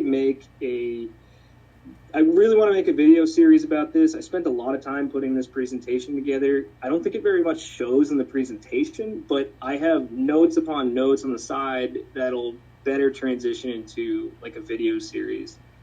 Because this stuff isn't easy, but it is so powerful. I want to say, just me personally, I can tell you put a lot of work into this, and it's amazing and very informative. And for Aaron, I would really like to have the recording so that I could re-reference some of the stuff you went through on like Topo Droid stuff. It was like I was trying to take notes, but some of it was kind of fast, and it'll be better for me to do it in person, when I'm actually out in the field, and to be able to reference that. There is in the Google Drive that I sent, I would suggest downloading that stuff now while it's up, because it has my presentation as a PDF in there, as well as all of my template files and the other stuff. That's really the goal of this presentation, is stealing my template files. It worked. Which Eric Landgraf made most of the symbology. Like a lot of the symbology, Eric Landgraf fixed because he was on a mission to do that, and that's the gold, really, is his symbols.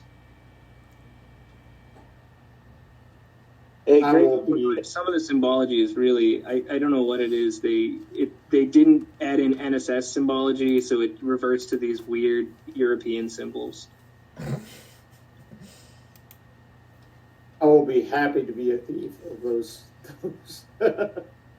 Yeah, and we're gonna keep making them. I'm sure we've got a Therion subset of humanity now that we're gonna hopefully pump out better symbols. Are there more questions? Adams, did you have a question? Oh no, I was just saying a great presentation, man. It's Oh, is that Dylan Morris? Oh yeah, that's me. But yeah, Good to hear dude. from you, man. Yeah, no, that was a great presentation, dude. Keep it up. You're the best. Thanks, man.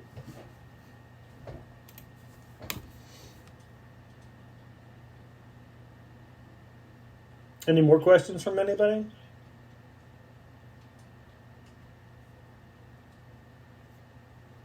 So I'll just add that it was, I think about 3 years ago, when Michael told me that I needed to be doing some digital sketching. And so he gave me and Rachel a tutorial on it.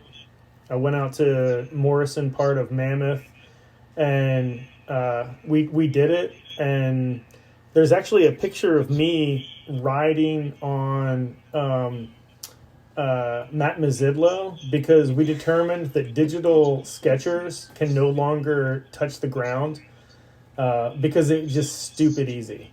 So it's definitely a thing that everybody should at least consider doing. Now, some people like to draw on paper, and that's wonderful. That's great for them. But if you want to get a map done quickly, efficiently, just like Christian has demonstrated, and Bert has demonstrated, this is the way. I agree, and I think it really makes sketching a lot easier, because with those splays, it's just somewhat brain dead easy. And I've bullied Michael about it now, where it's no longer your sketcher is this golden god. Your sketcher is just the slave that you shoot data to, and you stare at them and you yell at them until they're done. It's not only easier and quicker, but it's a lot more accurate as those Yep. plays. Sure is. Yeah, it becomes less art and more just data collection. Yep. Yeah, it definitely levels the playing field. And drawing the walls with those splays is like connecting the dots. Yep, super easy. Like I was mentioning earlier, it's like the traditional way of doing Elrods is fine when it's like a 2 or 4 foot wide passage, left and right is easy.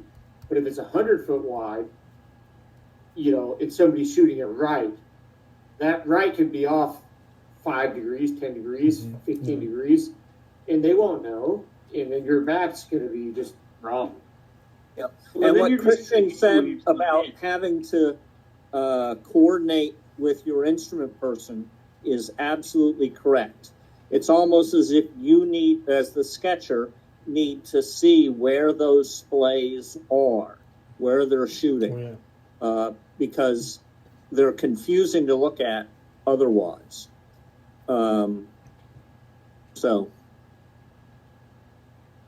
Michael and I have a system for that where, if you're in a passage that has 6 other passages coming out of it, we'll hit the walls, but then we'll hit the corners of each lead we'll do with 2 shots. So we kind of know that that's going on. And then once I've seen Michael has sketched in the walls, then I'll start hitting the ceilings and the floors so that he can start drawing the profile. Yeah. We do the same thing with a double. Back and forth. We do exactly the same thing with a double splay to the corners. Cool. And usually offset vertically, so it doesn't think it's a triple shot or something. Right. Yeah, that's a problem too, is if somebody that's a big scary thing about Topo Droid that I was sort of alluding to earlier, is that if you accidentally create a station and your sketcher is too busy sketching and they don't notice, you can really mess up some survey stuff, which I'm assuming isn't a big problem if you're going slow. But if you're bullying your sketcher and you're like 3 stations ahead of them, things can go a little wonky, which is why I mentioned that the communication between the instrument person and the sketcher is super key. For sure. Awesome. Christian, Bert, thanks so much. These are great presentations. So much fun to talk about this stuff, and more fun to actually go out and do it. So thanks for sharing your techniques. Thanks for sharing your stories about the caves. Anyone have any additional questions, comments? No? Okay, so this is the 4th in the series. February, March, April, May. We're going to take off June and July. We'll be back in August, and I believe we have some people lined up for August. And then we'll take these series out through the end of the year. So please come back in the future. We have recordings. I'm sorry, go ahead. Is there a plan for Mammoth Cave to accept digital sketches now? I'm guessing no. Well, it's funny that you mentioned that. Right here on my desk, I've got the documentation for that. There is a series of steps that need to be followed. Therion is involved in there. Therion is specifically mentioned. There it is, Topo Droid and Therion. There it is. Yeah, Topo Droid and Therion, if that's not backwards. So the short answer is yes. All right, good to hear, because what I gave them last year was so horrible, I thought they might never accept it anymore. Because I disobeyed one of the laws of TopoDroid by accident, and then came back, because I used the user line. I thought it would be fine. Came back, it was not fine. It is never fine.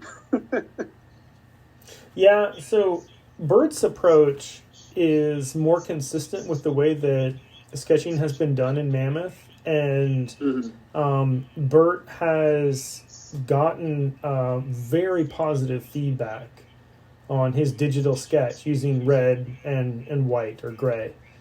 And I would say based on that alone, if we hadn't already worked out a process for it, we'd be fine. But I honestly think that way is somewhat better for a large organization that isn't, a large organization. I think for smaller projects, you can bully people into doing TopoDroid and Therion type sketching, but for a large project, I mean, how easy is it going to be to train up everybody and all the new people, especially at Mammoth, where, it's not like you're this small project of people that are coming every single time. I think his method might be somewhat of the way forward with Mammoth. Yeah, and as I noted in the intro for Bert, there were just some exceptional sketches that he's done already digitally. So short answer is yes. Yeah. More questions, comments? I mean, we got plenty of time if anybody wants to keep talking about it. I've only been on one survey trip into Mammoth Roll through Rappel, I kind of, when we were on that trip, we actually discussed it, and it was like, oh, there's no way that we won't destroy a device in here. Like I surveyed in through crap, like with it. Say what? I surveyed back in the endless crawl and Rappel with the digital sketching. Yeah. So what do you do when you're like an entire mud monster, basically? Well, I mean, I guess you do the same thing you would do with the paper survey. Yeah, pretty much. My view with mud and digital sketching is it's probably easier because you don't have to worry quite as much about mud. Because when you export your sketch, there's no mud on your sketch. So you can just kind of wipe it off. You can sketch through the mud. Like, even if your screen is filled with mud, it'll work, the stylus. Nice. If you have an active stylus, which is why we suggest the Active Tab 2 tablet. So, do you think those will be like more advanced in the future, the Active Tab 2s, or do you think they will be like unavailable in 5 years? That's this isn't not going camo anywhere. color. That's mud. This is. It looks like it has like a camo colored case, but that's mud. No, these things are great. The Active Tab 2s aren't going anywhere. That screen technology is not going anywhere, and it's just Android. Like, it runs, TopoDroid runs on everything. It's not like a disto, which is, like, terrifying when they stop making them.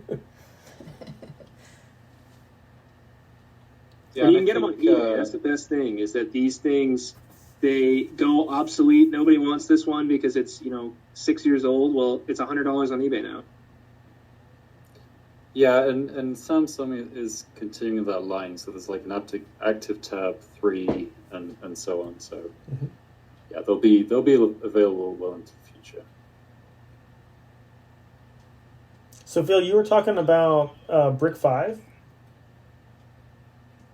I wasn't talking about it. I was asking about it. Oh, okay. Because my Brick 4 is leaked on two or three different trips. Yeah, supposedly it's waterproof, but once you get on the wetsuit and you're going through that stuff, and then you turn around and you go, oh, our brick's full of water. Oh, and no. the laser's not working anymore. That's awful.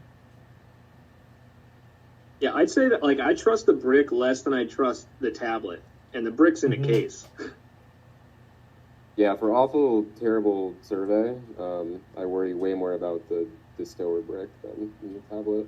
Absolutely. And neither Michael or I put like a big case around our tablets when we travel. Like I just shove this in my bag and I throw it off cliffs.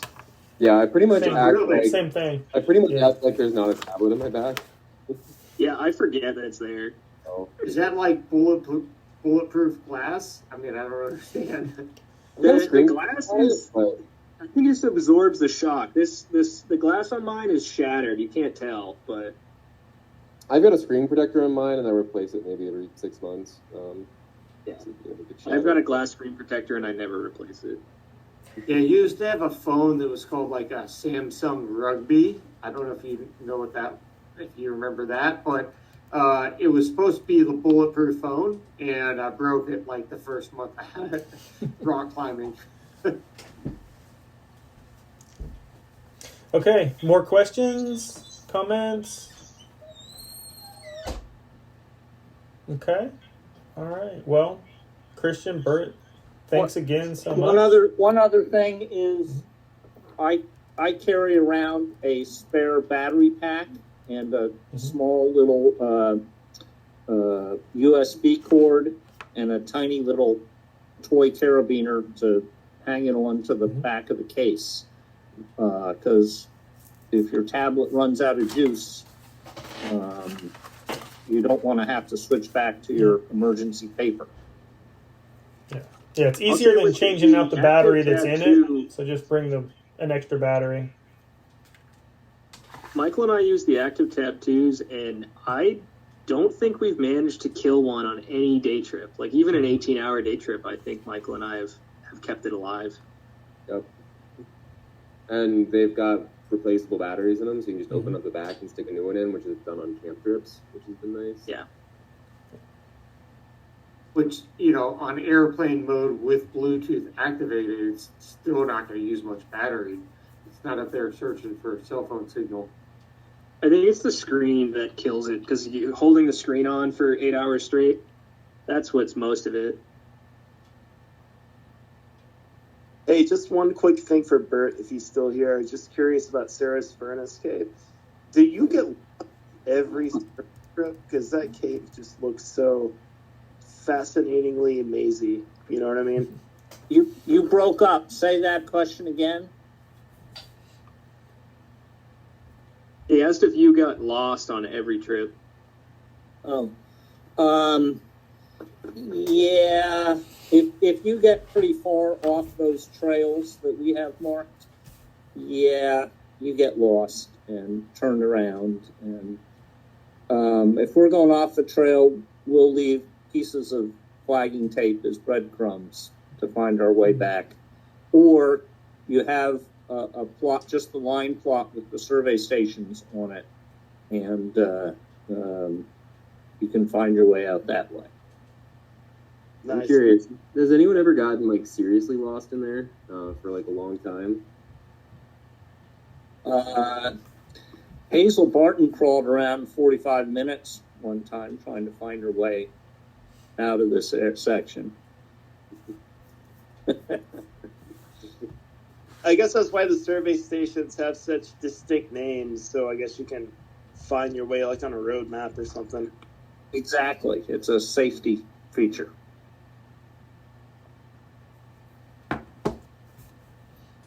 Bert, how often are stations permanently marked? Is it every junction? Every station. Oh, is every station. Marked with, every station's marked with whiteout. Okay. Has anybody complained about that as a conservation thing? No, because it's a safety thing. Okay. And the cave owner is the Mid-Atlantic Karst Conservancy, and they're all for it. Yeah, we do the same in another maze cave. So we were. I was wondering if you'd heard grumbles.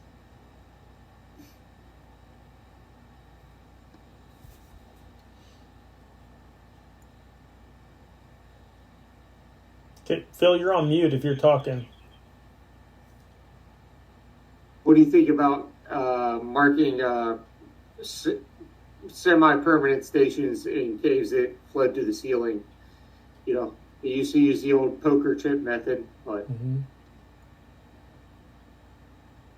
yeah, I think the whiteout will just wash away after a while. It does. I still think the poker chip method. I've never even done it, but I recover poker chips in Mammoth Cave stuff like all the time, it seems, and they'll end up being 80 or 40 years old. Sometimes they're wired in, so that's a 2-station. So maybe it's worth doing that every like 10 stations, or every once in a while have some sort of semi-permanent station like that. Yeah, definitely for a cave that floods. Yeah.